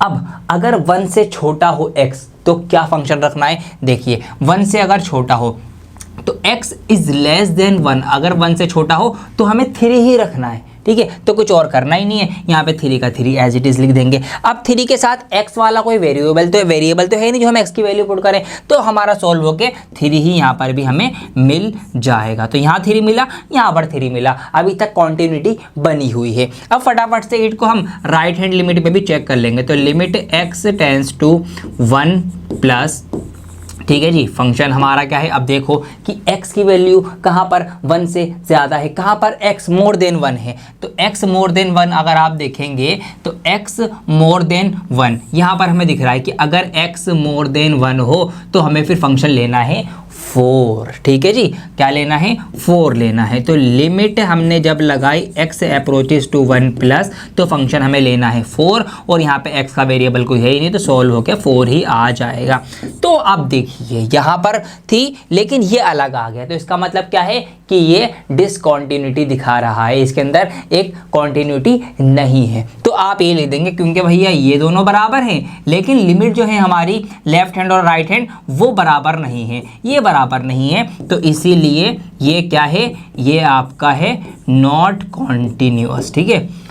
इस तरीके से लिख देंगे, आप लिख देंगे कि ये क्या है, ये डिसकॉन्टिन्यूअस फंक्शन है। ऐसे आपको इसको प्रूफ करना है 1 के लिए। अब सेम चीज़ आप 3 के लिए भी कर लेंगे। तो इधर आप 3 के लिए कर सकते हैं, फटाफट मैं आपको दिखाई देता हूँ। तो सेम यही स्टेप्स यहाँ फॉलो करिए। हमने 3 रखने पर यहाँ पे सॉल्व करा, 5 मिला। लिमिट हमने चेक करी दोनों, तो यहाँ पर भी अलग अलग लिमिट हमें आई हैं सॉल्व होने के बाद। तो इसका मतलब यहाँ पर भी ये क्या दिखा रहा है, डिसकॉन्टिन्यूटी दिखा रहा है। अब कितनी बार कितने सवाल आपको करके दिखाऊं, आप अब लग जाइए और फटाफट धड़ल्ले से सारे सवाल एक तरफ से क्वेश्चन नंबर 1 से लेकर जितने मैंने करा दिए, ये सारे जो मैंने करा दिए ये भी सॉल्व करो खुद से, ताकि आपका ये कॉन्सेप्ट और इनको करने का तरीका और प्रैक्टिस जो है वो अच्छी हो जाए। आइए कुछ और मजेदार सवाल देखते हैं। क्वेश्चन नंबर 17 करने जा रहे हैं और इसमें भी एक नई चीज आपको मैं सिखाने वाला हूं। इंपॉर्टेंट सवाल है एग्जाम पॉइंट ऑफ व्यू से, समझिए ध्यान से। सवाल कह रखा है find the relationship between A and B. यहां पर आपको सवाल में ये ए और बी नजर आ रहा है। आप इसको देख के घबरा गए होंगे कि भैया ये कुछ नई चीज आ गई, थोड़ा सा मुश्किल हो गया,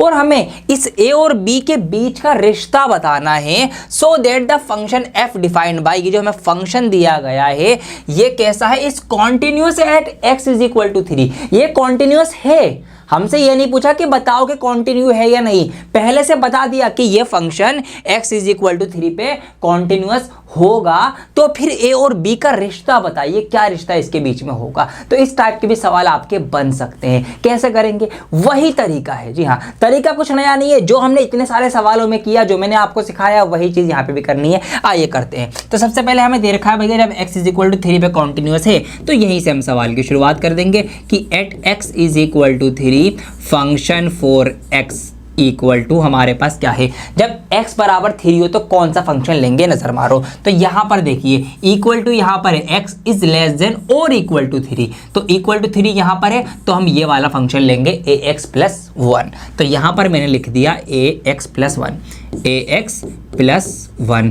अब x की जगह पर हमें 3 रखना है तो यहाँ पर हम 3 पुट कर देंगे और यहाँ पर x की जगह 3 कर देंगे तो ये कितना हो जाएगा आपका 3a प्लस 1 हो जाएगा। ठीक है, आगे पीछे करके लिख दिया मैंने, x की जगह 3 आ गया, मल्टीप्लाई में ये साथ में था तो ये हमारे पास हमें वैल्यू मिल गई जब हमने डायरेक्ट वैल्यूज पुट करी। अब आई बारी लिमिट की, आइए लिमिट लगाते हैं फटाफट से। तो जब यहाँ पर हम लिमिट लगाएंगे x अप्रोचेस टू 3 माइनस वाली मैं पहले लगा रहा हूँ लेफ्ट हैंड वाली, तो फंक्शन के अंदर लगाएंगे तो लिमिट, ठीक है, इसके आगे लगाना शुरू करता हूँ, एक काम करता हूँ इधर बढ़ जाता हूँ मैं आगे। तो लिमिट हमने लगाई x अप्रोचेस टू 3 माइनस। अब अगर 3 से कम x की वैल्यू है, x लेस देन 3 है, तो अगर x लेस देन 3 है तो फिर ये वाला फंक्शन यूज होगा। तो इसीलिए यहाँ फंक्शन की जगह हम लिख देंगे ax प्लस 1।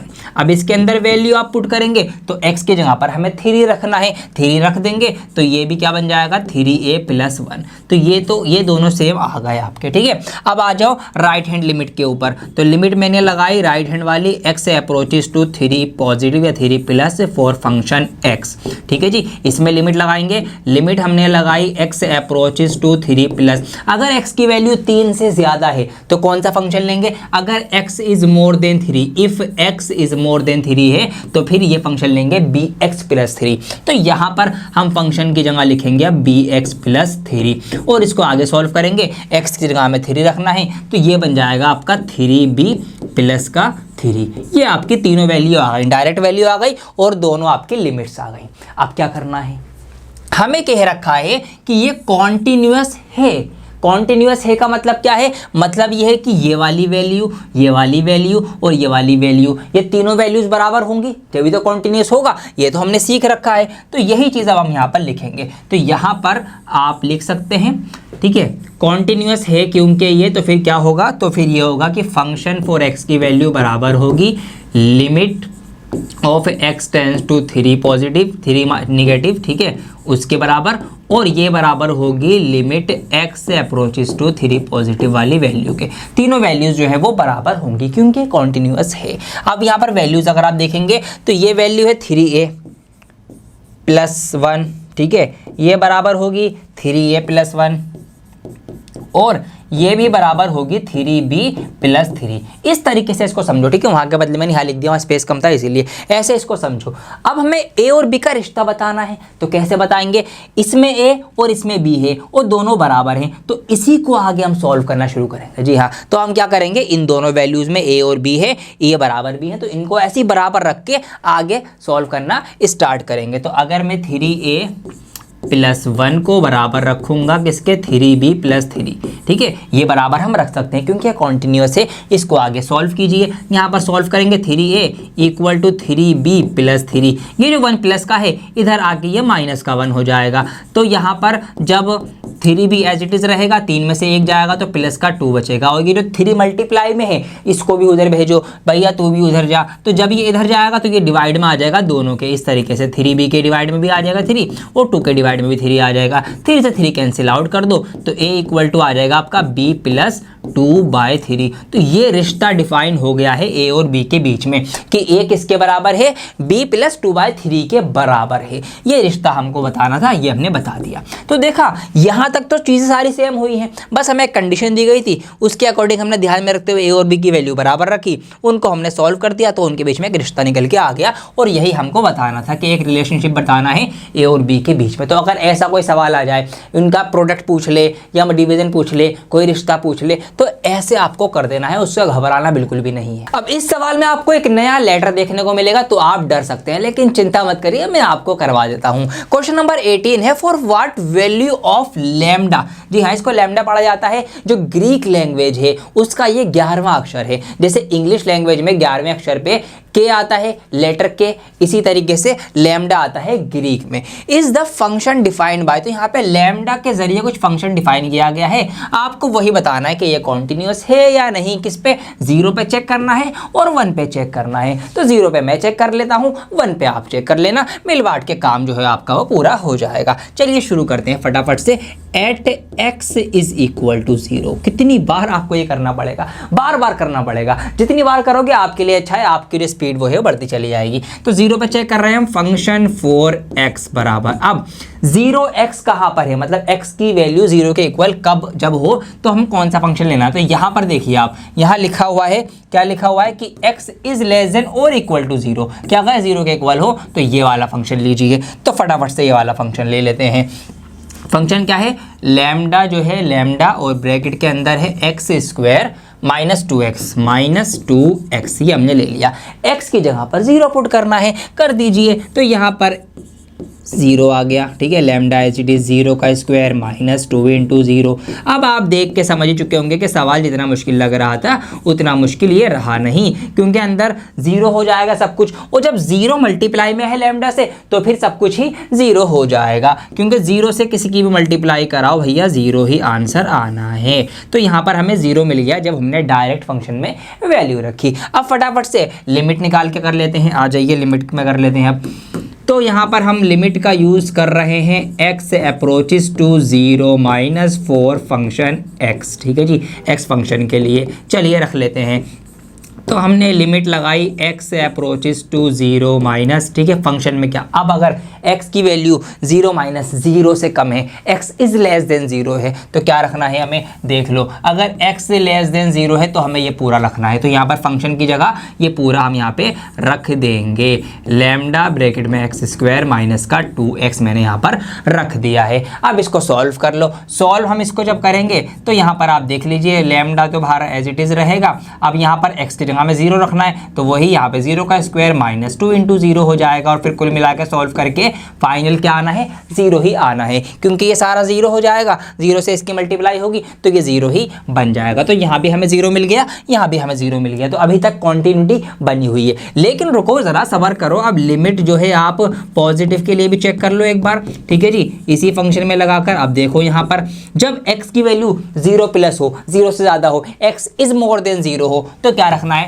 नजर मारो, x is more than 0, if x is more than 0 then function ये आएगा 4x + 1 आएगा। तो यहाँ पर फिर हम क्या करेंगे, फंक्शन रखेंगे आपका 4x + 1। तो लिमिट अगर हमारी x अप्रोचेस टू 0+ है तो फंक्शन आएगा 4x + 1, x की जगह पर यहाँ पे 0 रखिए, तो 4 × 0 + 1 हो जाएगा, ये वाला पार्ट 0 हो जाएगा पूरा, और फिर हमारे पास सिर्फ एट द एंड प्लस का 1 रह जाएगा। तो अब क्या बात समझ में आई, आंसर आपको पता है, आपको पता चल चुका है कि फंक्शन फॉर x जो है डायरेक्ट वैल्यू वो बराबर है, ठीक है, हमारी लिमिट जो हमने रखी थी x अप्रोचेस टू 0 माइनस, मतलब लेफ्ट हैंड लिमिट वाली। लेकिन ये राइट हैंड की जो लिमिट है x अप्रोचेस टू 0 पॉजिटिव, ये बराबर नहीं है। तो जब ये बराबर नहीं है तो देयरफॉर क्या है, नॉट कॉन्टिन्यूअस, ठीक है, कॉन्टिन्यूअस फंक्शन ये नहीं होगा।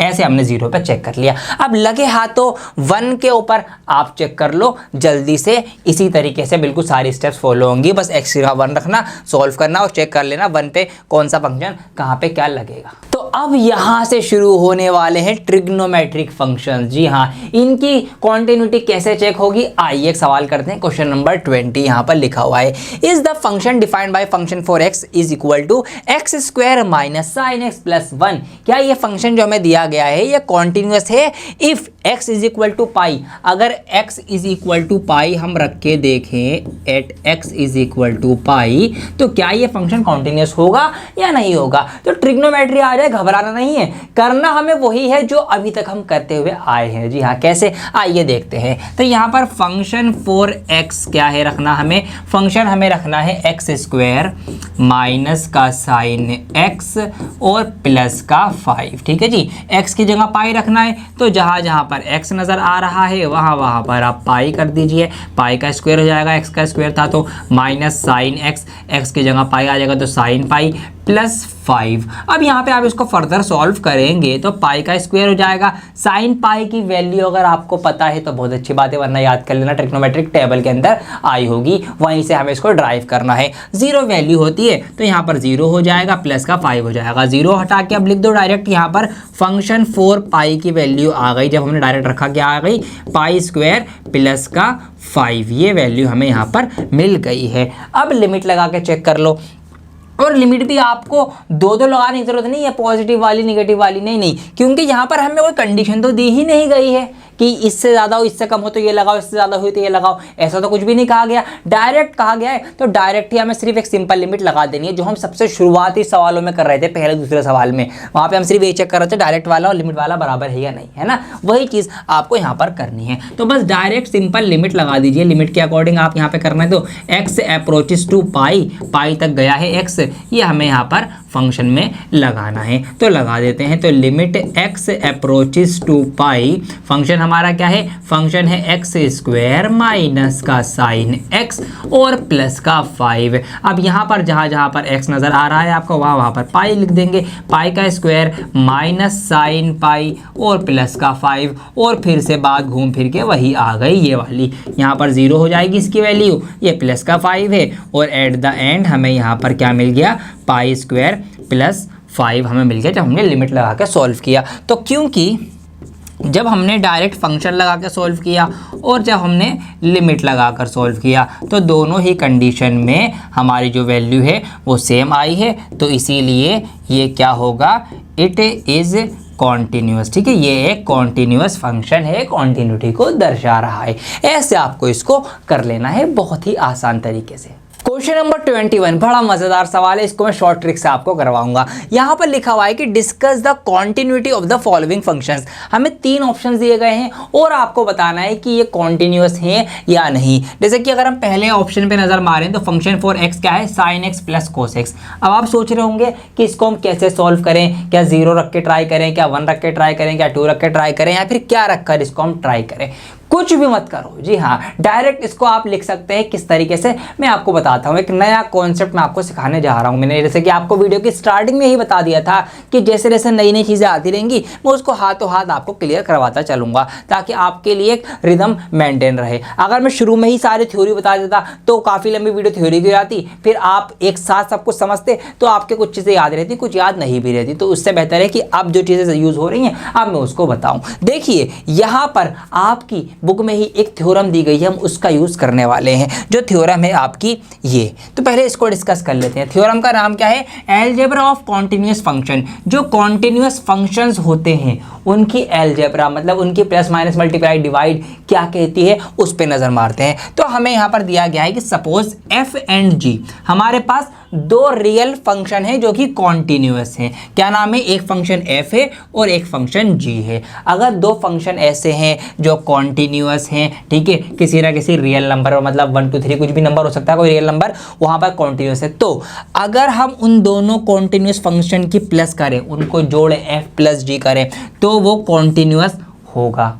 अगर हम उन दोनों फंक्शंस को सब्ट्रैक्ट करें, आपस में माइनस करें, तो उनकी माइनस भी कॉन्टिन्यूअस आएगी कांस्टेंट टर्म पर। अगर उनकी मल्टीप्लाई करें तो वो भी कॉन्टिन्यूअस होगी, और उनकी डिवाइड करें तो वो भी कॉन्टिन्यूअस होगी। समझ में आ गई बात। तो अगर 2 कॉन्टिन्यूअस फंक्शन हैं, उनकी प्लस भी कॉन्टिन्यूअस आएगी, minus continuous, multiply continuous, divide भी कॉन्टिन्यूअस। समझ में आ गई बात। अब यहाँ पर देख लो, सवाल क्या है आपका, sign x plus cos x. तो साइन एक्स अपने आप में कॉन्टिन्यूअस फंक्शन है, ठीक है जी, ग्राफ जो है वो चलता चला जाता है। ऐसे ही कोस एक्स का है, वो भी एक कॉन्टिन्यूअस फंक्शन है। तो आपको सॉल्व कुछ नहीं करना, बस ये लिख देना है आपको। क्या लिख देना है, ये बात मैंने यहाँ पे लिख दिया आपके लिए कि एज वी नो, जैसा कि हम जानते हैं, या एज आई नो, जैसा कि मैं जानता हूँ, क्या सम ऑफ 2 कॉन्टिन्यू, या फिर यहाँ पे रेफरेंस भी दे सकते हो आप कि as we know according to this theorem. ठीक है, थ्योरम का आप यहाँ पे नंबर डाल सकते हो जो नंबर आपकी बुक में दिया गया है। ठीक है, थ्योरम 5 ये रहा थ्योरम 1 या 5.2.1, इस तरीके से कि as we know according to this theorem sum of 2 continuous functions is continuous, कि 2 कॉन्टिन्यूअस फंक्शन का सम कॉन्टिन्यूअस होगा। तो क्योंकि sine x and cos x both are continuous, दोनों ही कॉन्टिन्यूअस ग्राफ बनाते हैं, इसीलिए sine x plus cos x जो ये फंक्शन है ये क्या होगा, ये कॉन्टिन्यूअस होगा। ऐसे आपको इसको रीजन लिख देना है। यही चीज़ आपको इसके लिए कर देनी है कि जैसा कि हम जानते हैं कि 2 कॉन्टिन्यूस फंक्शन की जो सब्ट्रैक्ट होती है, जो माइनस होती है, वो कॉन्टिन्यूस होती है, और ये दोनों कॉन्टिन्यूस फंक्शन है, इसके लिए ये कॉन्टिन्यूस होगा। इसी तरीके से यहाँ पर हम जानते हैं कि 2 फंक्शन जो है उनकी मल्टीप्लाई कॉन्टिन्यूस होती है, साइन एक्स और कोस एक्स जो है वो कॉन्टिन्यूस फंक्शन है, इसीलिए इनकी multiply sine x into cos x भी कॉन्टिन्यूस होगा। तो ये रीजन आप इस तरीके से लिख के तीनों के तीनों ऑप्शन कर लेना। क्वेश्चन नंबर नेक्स्ट यहाँ पर है find all points of discontinuity. हमें डिसकंटिन्यूटी के पॉइंट बताने की कहाँ कहाँ पर ये फंक्शन जो है वो डिसकंटिन्यू होगा।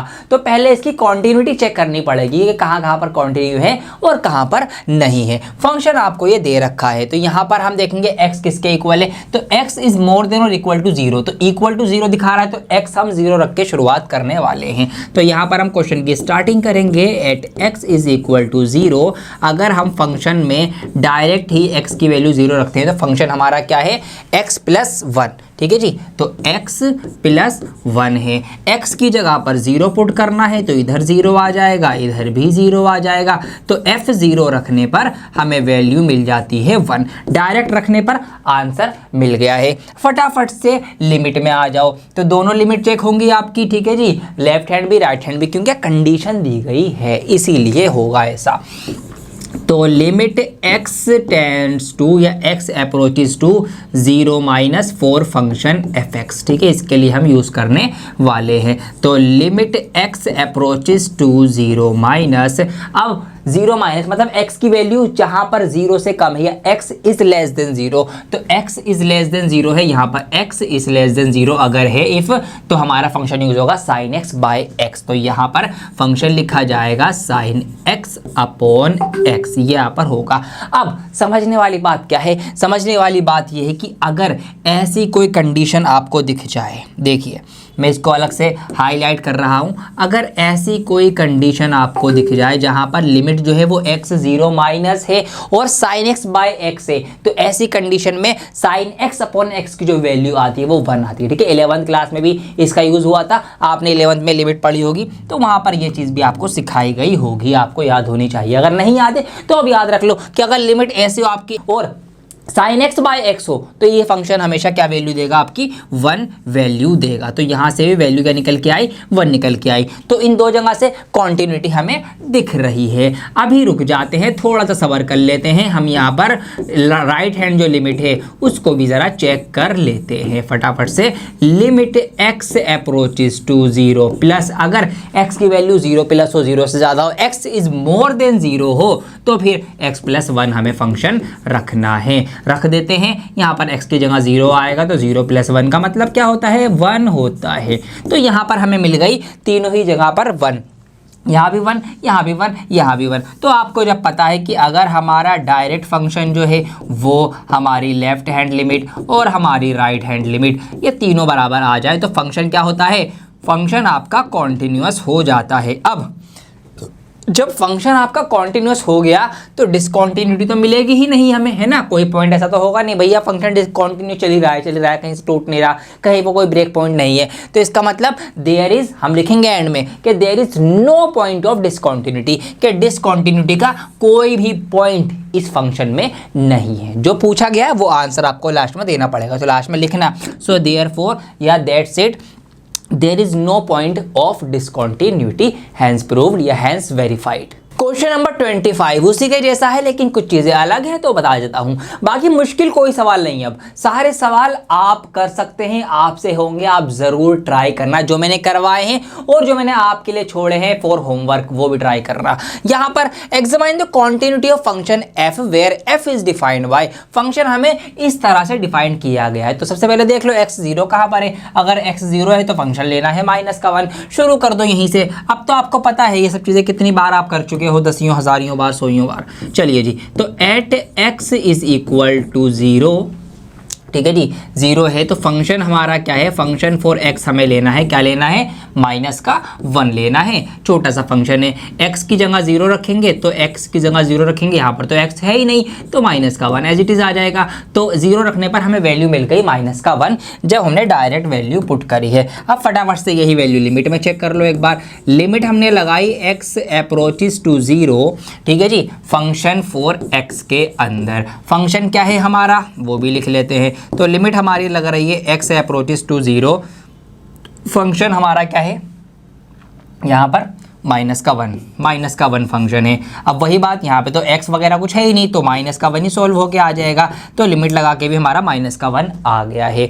अब दूसरी कंडीशन हमें जो दी गई है वो क्या है कि जब x 0 के बराबर ना हो, जब x 0 के बराबर ना हो, आइए इसको भी देख लेते हैं। जब at x is not equal to 0 तो हमें जो फंक्शन दिया गया है रखने के लिए वो क्या दिया गया है, sine x minus cos x. अब इसमें क्या करें, अब आप सोचेंगे भैया x 0 नहीं रखना तो क्या रखना है, 0 के अलावा बाकी सब कुछ रखना है तो क्या क्या रखें क्या ना रखें। ज़्यादा मत सोचो, आप इस पे नज़र मारो ना। आपको पता है कि साइन जो है वो एक कॉन्टिन्यूस फंक्शन है और कोस भी एक कॉन्टिन्यूस फंक्शन है और इन दोनों की माइनस हो रही है। तो याद कर लो ना अपनी अलजेब्रा जो मैंने आपको ही बताया, ये गया ऊपर, ठीक है। तो अलजेब्रा क्या कहता है आपका कि अगर दो फंक्शन कॉन्टिन्यूस हैं तो उनकी जो माइनस होगी वो भी कॉन्टिन्यूस होगी। यही रीज़न आप यहाँ पर इस सवाल में भी दिखा देंगे कि यहाँ पर sine x and cos x are two continuous function, therefore their difference, या साइन एक्स और माइनस कोस एक्स जो है वो भी एक कॉन्टिन्यूस फंक्शन होगा। तो यहाँ से ये कॉन्टिन्यूस प्रूव हो जाएगा। इतनी बात आपको समझ में आ गई। अब देखिए यहाँ पर डायरेक्ट रखने पर भी -1 आया और लिमिट रखने पर भी -1 आया। तो इसका मतलब यहाँ पर डायरेक्ट वाली वैल्यू और जो लिमिट वाली वैल्यू थी वो बराबर आ गई और यहाँ पर ये भी बराबर मतलब ये भी कॉन्टिन्यूस प्रूफ हो गया। तो यहाँ से ये बराबर आने से ये कॉन्टिन्यूस प्रूफ हो गया और यहाँ पर ये कॉन्टिन्यूस प्रूफ हो गया। तो इट मीन्स क्या कि भैया ये फंक्शन जो है वो कॉन्टिन्यूस होगा तीनों तरीकों से। यही आपको दिखाना था कि इसकी कॉन्टिन्यूटी होगी या नहीं होगी। तो यस, ये कॉन्टिन्यू होगा। अब आगे के 3 क्वेश्चन बहुत ही डिफरेंट टाइप के हैं, ध्यान से समझो। ये टाइप भी एग्जाम में आती है, बच्चों को मुश्किल लगती है लेकिन आपको बहुत आसान लगने वाली है। सवाल है फाइंड द वैल्यू ऑफ के। यहाँ पर आप फंक्शन के अंदर के देख रहे हैं, ये के आपको नजर आ रहा है। हमें इस के की ही वैल्यू बतानी है। इस के की जगह पर कुछ होना चाहिए, कोई नंबर वगैरह कुछ होगा। That the function of F is continuous at indicate points in exercise 26 to 29। तो 26, 27, 28, 29 ये 3-4 सवाल हैं, इसमें आपको यही करना है। के की वैल्यू बतानी है, फंक्शन कैसा है, फंक्शन आपका कॉन्टिन्यूस है और किस पर है, इस वैल्यू पर है जो हमें बताई गई है। तो आइए पहले इसके अकॉर्डिंग सवाल की शुरुआत करते हैं। तो हमें दे रखा है कि एट एक्स, ठीक है, ये तो हमें दे रखा है तो मैं इसको नहीं लिख रहा कि एक्स पर जो वैल्यू है वो π/2 है। तो अगर मैं यहाँ पर फंक्शन लगाऊँ, फंक्शन फॉर एक्स, फंक्शन क्या लगेगा, एक्स इज इक्वल टू π/2 हो अगर, तो हमें फंक्शन लगाना है 3। तो यहाँ पर मैं 3 लिख दूंगा। तो यहाँ पर x की जगह पर हमें क्या रखना है, π/2 रखनी है वैल्यू और यहाँ पर ये 3 है तो कुछ और तो है नहीं, x तो है नहीं, तो यही वैल्यू हमारी आ जाएगी डायरेक्ट सॉल्व करने पर। ठीक है जी, चलिए जी। अब इसको लिमिट के अकॉर्डिंग भी आप सॉल्व कर सकते हैं। लिमिट के अकॉर्डिंग इसको अगर आप सॉल्व करेंगे तो limit x approaches to π/2 for function x के अंदर लिमिट आपकी लग रही है। लिमिट आप लगा दीजिए, लिमिट x अप्रोचेस टू π/2। अब यहाँ पर π/2 हो तो क्या फंक्शन लेना है, हमें 3 लेना है। तो घूम फिर के बात वही आ जाएगी, यहाँ x है नहीं तो π/2 कहीं यूज़ होगा नहीं, तो लिमिट से सॉल्व करके भी ये 3 ही आएगा। तो दोनों तरीक़ों से यहाँ पर ये 3 मिल जाता है और मिलेगा भी क्योंकि फंक्शन कॉन्टिन्यूस है। अब k की वैल्यू निकालने के लिए क्या करना पड़ेगा, ऊपर वाले फंक्शन का इस्तेमाल करना पड़ेगा। कैसे करेंगे, यही मेन चीज़ है, इसको अब ध्यान से समझो। देखिए हमें दिया गया है कि जब x की वैल्यू π/2 ना हो, x is not equal to π/2, मतलब π/2 नहीं लेनी। ऐसे समझो कि ये हमारी लाइन है, यहाँ पर है π/2, लेट सपोज ये है π/2, तो हमें ये वैल्यू नहीं लेनी इसकी क्योंकि इस वैल्यू पे तो ये कॉन्टिन्यूस आ रहा है और यहाँ पर हमें आंसर भी मिल रहा है। तो हमें जब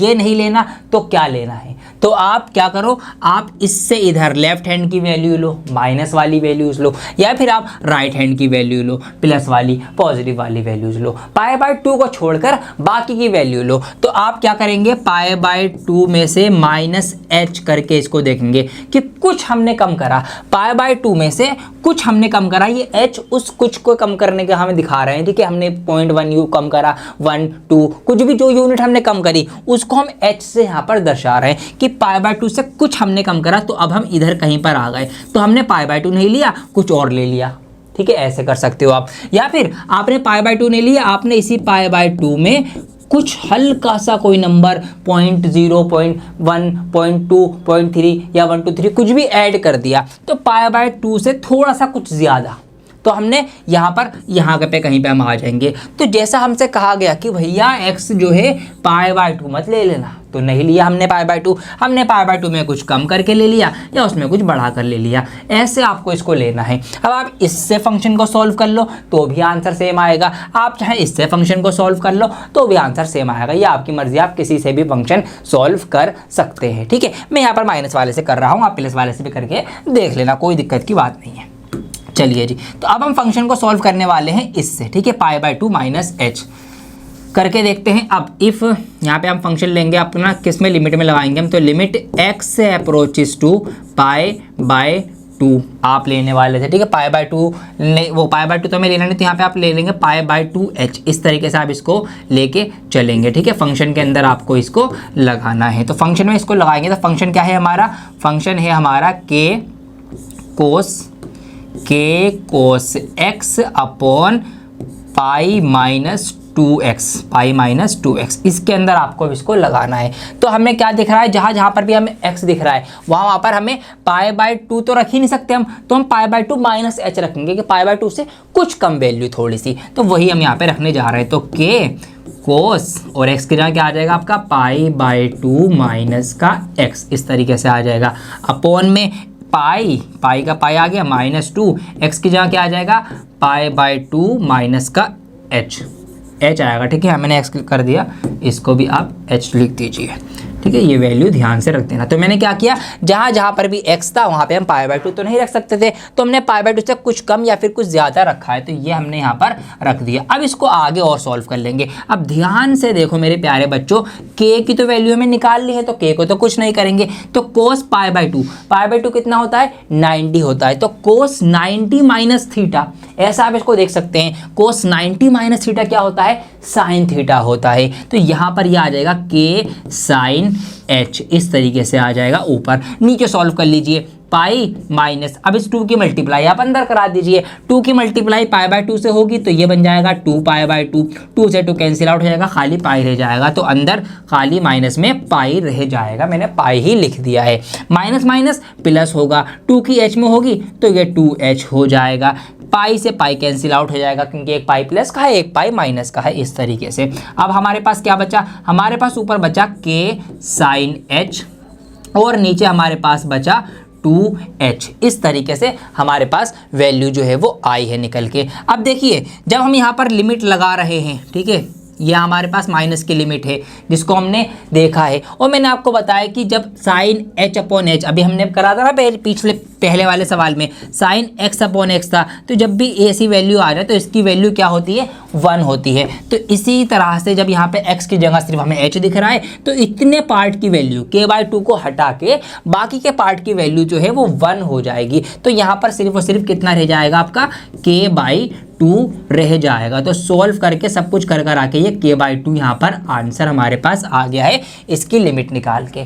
अब देखो हमसे कहा गया है कि फंक्शन हमारा कॉन्टिन्यूअस है, मतलब जो लिमिट हमारी यहाँ पे निकल के आई, मतलब जो आंसर हमारा यहाँ जो वैल्यू यहाँ निकल के आई वो वैल्यू यहाँ निकल के आई, दोनों बराबर होंगी जब भी तो कॉन्टिन्यूअस होगा। भैया कॉन्टिन्यूअस कब होता है कि जब हम इस तरह से निकालें, डायरेक्ट निकालें, और जब हम लिमिट रख के निकालें तो हमारी वैल्यू बराबर आनी चाहिए। तो इट मीन्स क्या, इट मीन्स ये कि ये जो k/2 हमारी वैल्यू निकल के आई है और ये जो हमारे पास इधर से क्या वैल्यू आई थी, 3 निकल के आई थी, 3 निकल के आई थी, 3 निकल के आई थी, दोनों वैल्यू बराबर होंगी क्योंकि फंक्शन हमारा कॉन्टिन्यूअस है। तो जब हम इसकी क्रॉस मल्टीप्लाई कराएंगे तो भैया k की वैल्यू हमारी 6 निकल के आ जाएगी, 2 3 6, इस तरीके से।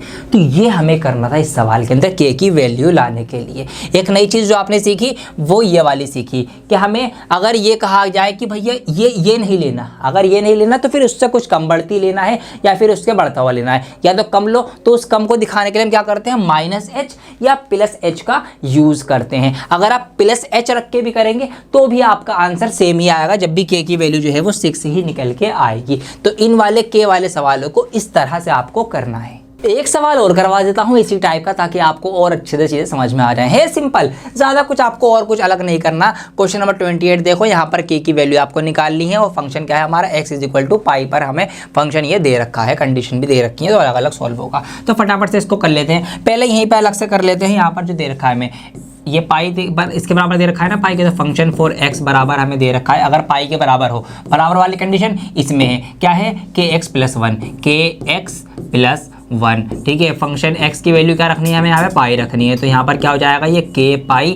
Plus one. ये हमारे पास यहाँ पर सॉल्यूशन जो है वो आ चुका है। अब कंडीशन के अकॉर्डिंग देख लो, तो कंडीशन यहाँ पर दो है हमारे पास, एक मोर देन की है, एक लेस देन की है, तो दोनों लिमिट हम यहाँ पर लगा के सॉल्व कर लेंगे। जल्दी जल्दी से आप सॉल्व करते चले जाओ, स्पीड बढ़ जानी चाहिए अब तो आपकी। तो एक्स अप्रोचेस टू कितना है, पाई है ना, तो पाई माइनस का देख लेते हैं पहले, फॉर फंक्शन एक्स, ठीक है। पाई नेगेटिव मतलब जब पाई जो है वो कम है, मतलब x की वैल्यू जो है वो पाई से कम है, तो ये आपका इस तरीके से आ जाएगा limit x approaches to pi minus. तो जब x की वैल्यू पाई से छोड़ी है, x is less than pi, तो ये वाला फंक्शन यूज होना है। क्या फंक्शन है, के एक्स प्लस का वन। अब यहाँ पे जहाँ पे x है वहाँ पर पाई की वैल्यू आ जाएगी, तो के एक्स की जगह पर आ जाएगा आपका पाई, के पाई प्लस वन। सोल्व होके हमारे पास यही वैल्यू मिल गई जो हमें यहाँ पर मिल रही थी। अब फटाफट से इसका मोर देन वाला केस देख लो, तो limit x approaches to pi plus for function f x. अगर x की वैल्यू पाई से ज़्यादा है,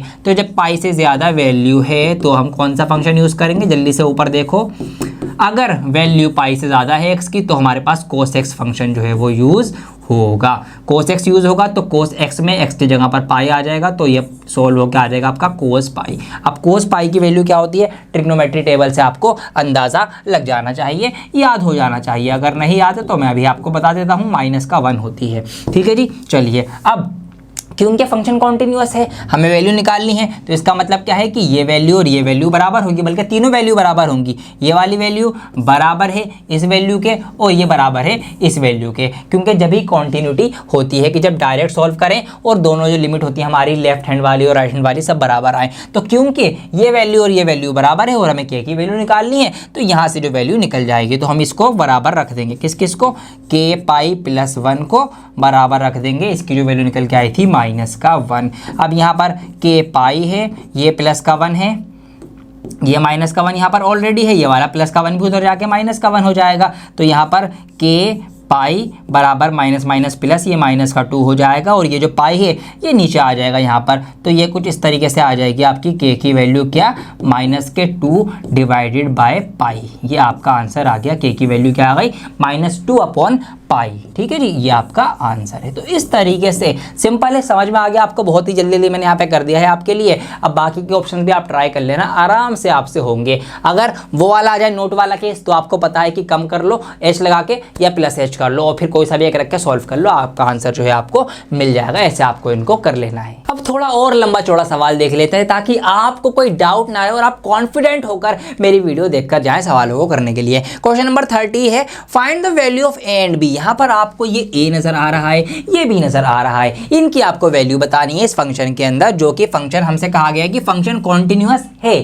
ठीक है, कॉन्टिन्यूस है। अब फटाफट थोड़ी स्पीड बढ़ा लो यार, अब इतनी देर से सवाल करे जा रहे हो, स्पीड बढ़ाओ फटाफट। तो सबसे पहले देखो कि x किस किस के बराबर यहाँ पे हमें दिखाया गया है फंक्शन में। तो x हमें 10 के बराबर दिखाया गया है, x हमें 2 के बराबर दिखाया गया है। तो x की 2 के इक्वल रख के वैल्यू निकालेंगे और x की 10 के इक्वल रख के वैल्यू निकालेंगे। आइए फटाफट यही काम हम यहाँ पर कर लेते हैं। तो x इज इक्वल टू कितना, 2। ठीक है, 2 के बराबर रख के निकाल लिए। तो फंक्शन फॉर x बराबर, अगर फंक्शन 2 के बराबर है x की वैल्यू, तो फंक्शन हमारा 5 लगेगा। तो यहाँ पर मैंने 5 लगा दी। तो फंक्शन जब हमने 2 की जगह पर हम रख के सॉल्व कर रहे हैं, तो हमारे पास 5 मिल रहा है। चलिए जी, कर लिया। अब लगे हाथों यहीं पर मैं 10 के इक्वल रख के भी निकाल लेता हूँ कि x इज इक्वल टू 10 अगर यहाँ पर हमारे पास दिया गया है, तो फंक्शन फॉर x अगर 10 दिया गया होगा तो फंक्शन क्या लगेगा, 21 लगेगा। ये लो जी लगा दिया। तो फंक्शन x की वैल्यू कितनी रखने पर, 10 रखने पर हमें यहाँ पर 21 मिल गई है। चलो जी, ये इनकी डायरेक्ट वाली आ गई। अब लिमिट वाली देख लो, लिमिट वाली देख लेते हैं फटाफट से। तो लिमिट वाली मैं यहाँ पर सॉल्व करने जा रहा हूँ। Limit x approaches to 2 plus, ठीक है, 4 फंक्शन फॉर x। यहाँ पर मैं इसके लिए सॉल्व इसको कर रहा हूँ। तो limit x approaches to 2 plus x की वैल्यू 2 से कहाँ पर ज़्यादा हो, तो x इज मोर देन 2। अगर x की वैल्यू 2 से ज़्यादा है तो फिर लगेगा फंक्शन ax प्लस बी। तो यहाँ पर फंक्शन लगेगा अब मेरा ax प्लस बी। अब यहाँ पर जहाँ पर भी x है वहाँ पर मैं 2 रख दूंगा, तो ये बन जाएगा मेरा, क्या बन जाएगा, 2a प्लस बी। ये इस तरीके से बन जाएगा। ठीक है जी। अब देखिए यहाँ पर ये वैल्यू आई 5 निकल के, ये वैल्यू आई 2a प्लस बी निकल के, और हमसे कहा गया कि फंक्शन कैसा है, कॉन्टिन्यूअस है। समझ में आई बात, कॉन्टिन्यूअस है। तो इट मीन्स कॉन्टिन्यूअस कब होगा, कि जब इसकी डायरेक्ट वाली वैल्यू और लिमिट वाली वैल्यू बराबर होंगी, जब ही तो ये होगा ना। तो हमें क्या करना है, यही काम करना है अकॉर्डिंग टू क्वेश्चन के अकॉर्डिंग हम क्या चल करेंगे, हम 2a प्लस बी को बराबर रख देंगे किसके, 5 के। ये हमने यहाँ पर इसको इक्वेशन फर्स्ट कंसिडर कर लिया है, क्योंकि ये कॉन्टिन्यूअस है इसलिए बराबर हो सकते हैं, इसलिए हमने बराबर रखे।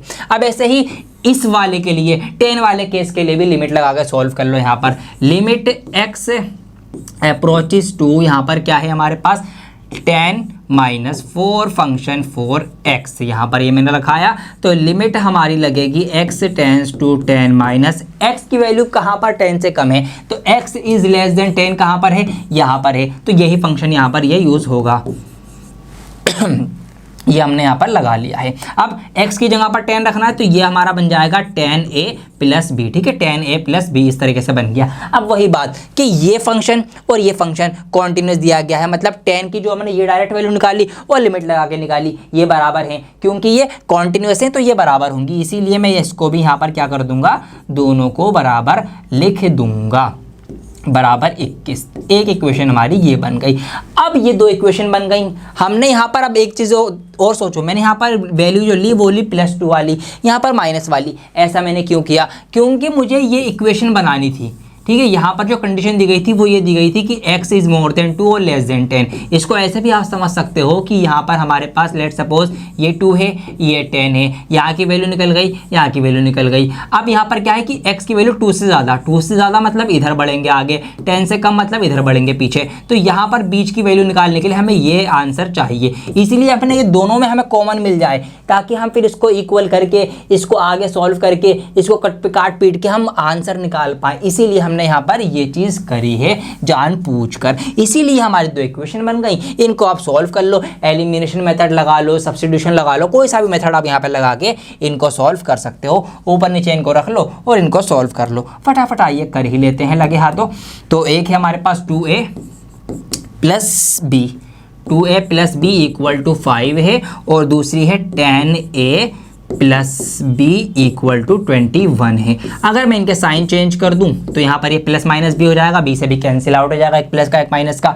अब 10a में से 2 a जाएंगे तो माइनस के 8a बचेंगे। 21 में से यहाँ पर 5 जाएगा तो माइनस का आपका कितना बचेगा, 16 बचेगा। माइनस से माइनस कैंसिल आउट हो जाएगी, 8 दूनी 16 होते हैं, तो a आपका कितना निकल के आ गया, 2 निकल के आ गया। अब a की वैल्यू किसी भी इक्वेशन में पुट कर दो, आपकी b की वैल्यू निकल के आ जाएगी। जैसे कि a की वैल्यू में यहाँ पुट करूँ, अगर ये 2 आई ना निकल के, तो ये 10 दूनी 20 हो जाएगा, ये आपका प्लस है और ये आपका 21 है। तो b की वैल्यू कितनी निकल के आ जाएगी, आपकी 1 निकल के आ जाएगी। 21 में से 20 माइनस होगा तो 1 बचेगा। तो यहाँ पर a और b दोनों ही आपके निकल के आ चुके हैं, a की वैल्यू 2 और b की वैल्यू 1। इस तरीके से आपको इसको सॉल्व करना था। बड़े मार्क्स में इस टाइप के ही सवाल आपको देखने को मिलेंगे एग्जाम के अंदर। तो एक इंपॉर्टेंट सवाल था, अच्छा सवाल था, इसको आप एक बार और देखो, समझो मैंने कैसे कैसे किया है, वीडियो रोक के स्टेप सारी देखो, दिमाग में इसको फिट कर लो। क्वेश्चन नंबर 31 यहाँ पर देखिए, show that the function defined by function x is equal to cos x square is a continuous function.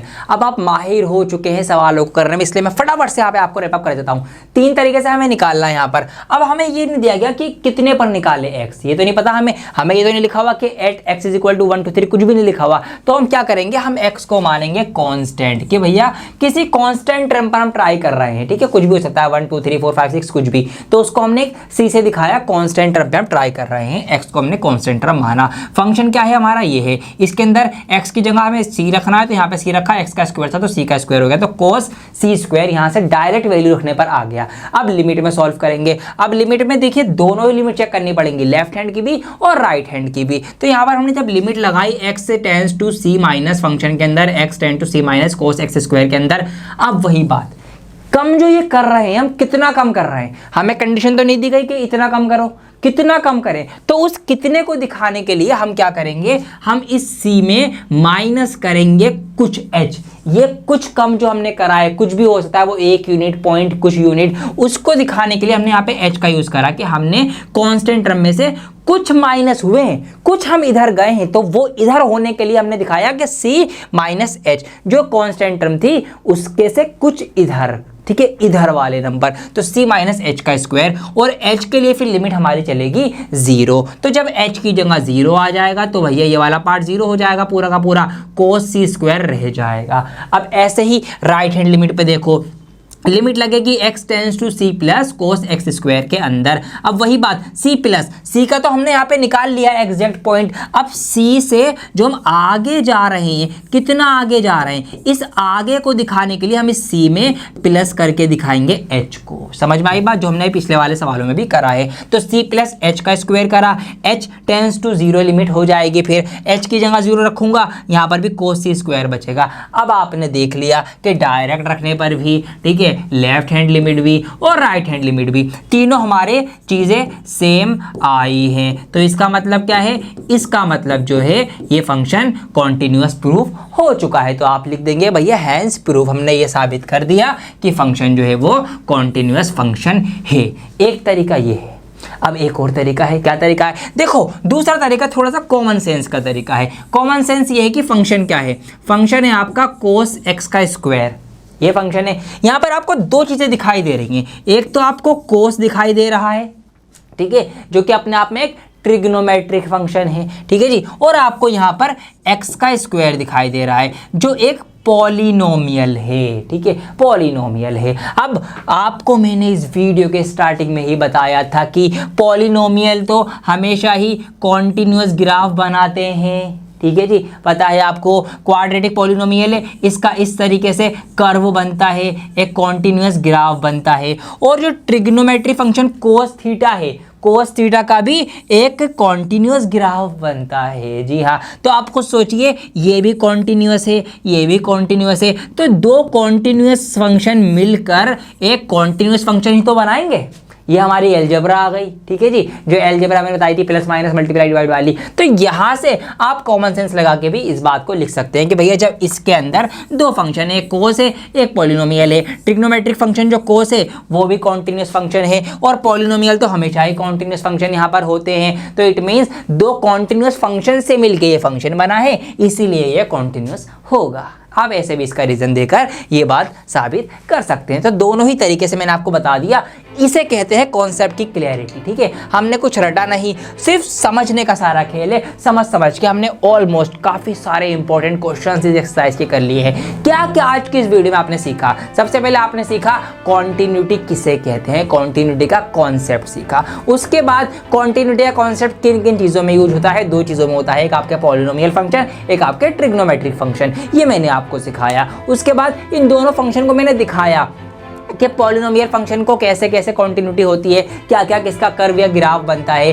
Trigonometric function में कौन कौन कॉन्टिन्यू होते हैं, साइन और कोस ही होते हैं बेसिकली, बाकी के नहीं होते, उनका कैसा क्या ग्राफ होता है। फिर इनको कैसे लिख कर कराया जाता है, मैंने आपको ये भी सिखाया एग्जाम्पल देके। इनको ग्राफ से कैसे देखा जाता है, मैंने आपको वो भी सिखाया एग्जाम्पल देके। उसके बाद हमने एक्सरसाइज स्टार्ट करी थी, हमने क्वेश्चन किए काफ़ी सारे इस एक्सरसाइज के। बाकी क्वेश्चन आपके लिए होमवर्क है, ज़रूर ट्राई करना और कॉमेंट में आंसर भी करना। लगे हाथों अब आपका टाइम आया है कि आप इस वीडियो को शेयर कर दें सभी क्लास 12 के बच्चों को, या सभी उन बच्चों को जिनको ये चैप्टर जो है मुश्किल लग रहा था। इस वीडियो में कॉन्टिन्यूटी मैंने पूरी की पूरी कवर कर डाली। अगली वीडियो जो आएगी उसमें हम करेंगे डिफरेंशिएबिलिटी। जी हाँ, जब भी इस चैप्टर को पूरा नाम है कॉन्टिन्यूटी एंड डिफरेंशिएबिलिटी। तो कॉन्टिन्यूटी आज खत्म हो गई, और ऐसी खत्म करिए कि बोर्ड एग्जाम तक याद रहेगी, आपको आराम से क्वेश्चंस करते रहना, प्रैक्टिस भी हो जाएगी, याद भी रहेंगे। अगली वीडियो लेके आऊंगा डिफरेंशिएबिलिटी की, इसलिए फटाफट से वीडियो को लाइक करना बिल्कुल ना भूलें, शेयर ज़्यादा से ज़्यादा करें, सभी क्लास 12 के बच्चों तक ये वीडियो पहुंचा दीजिए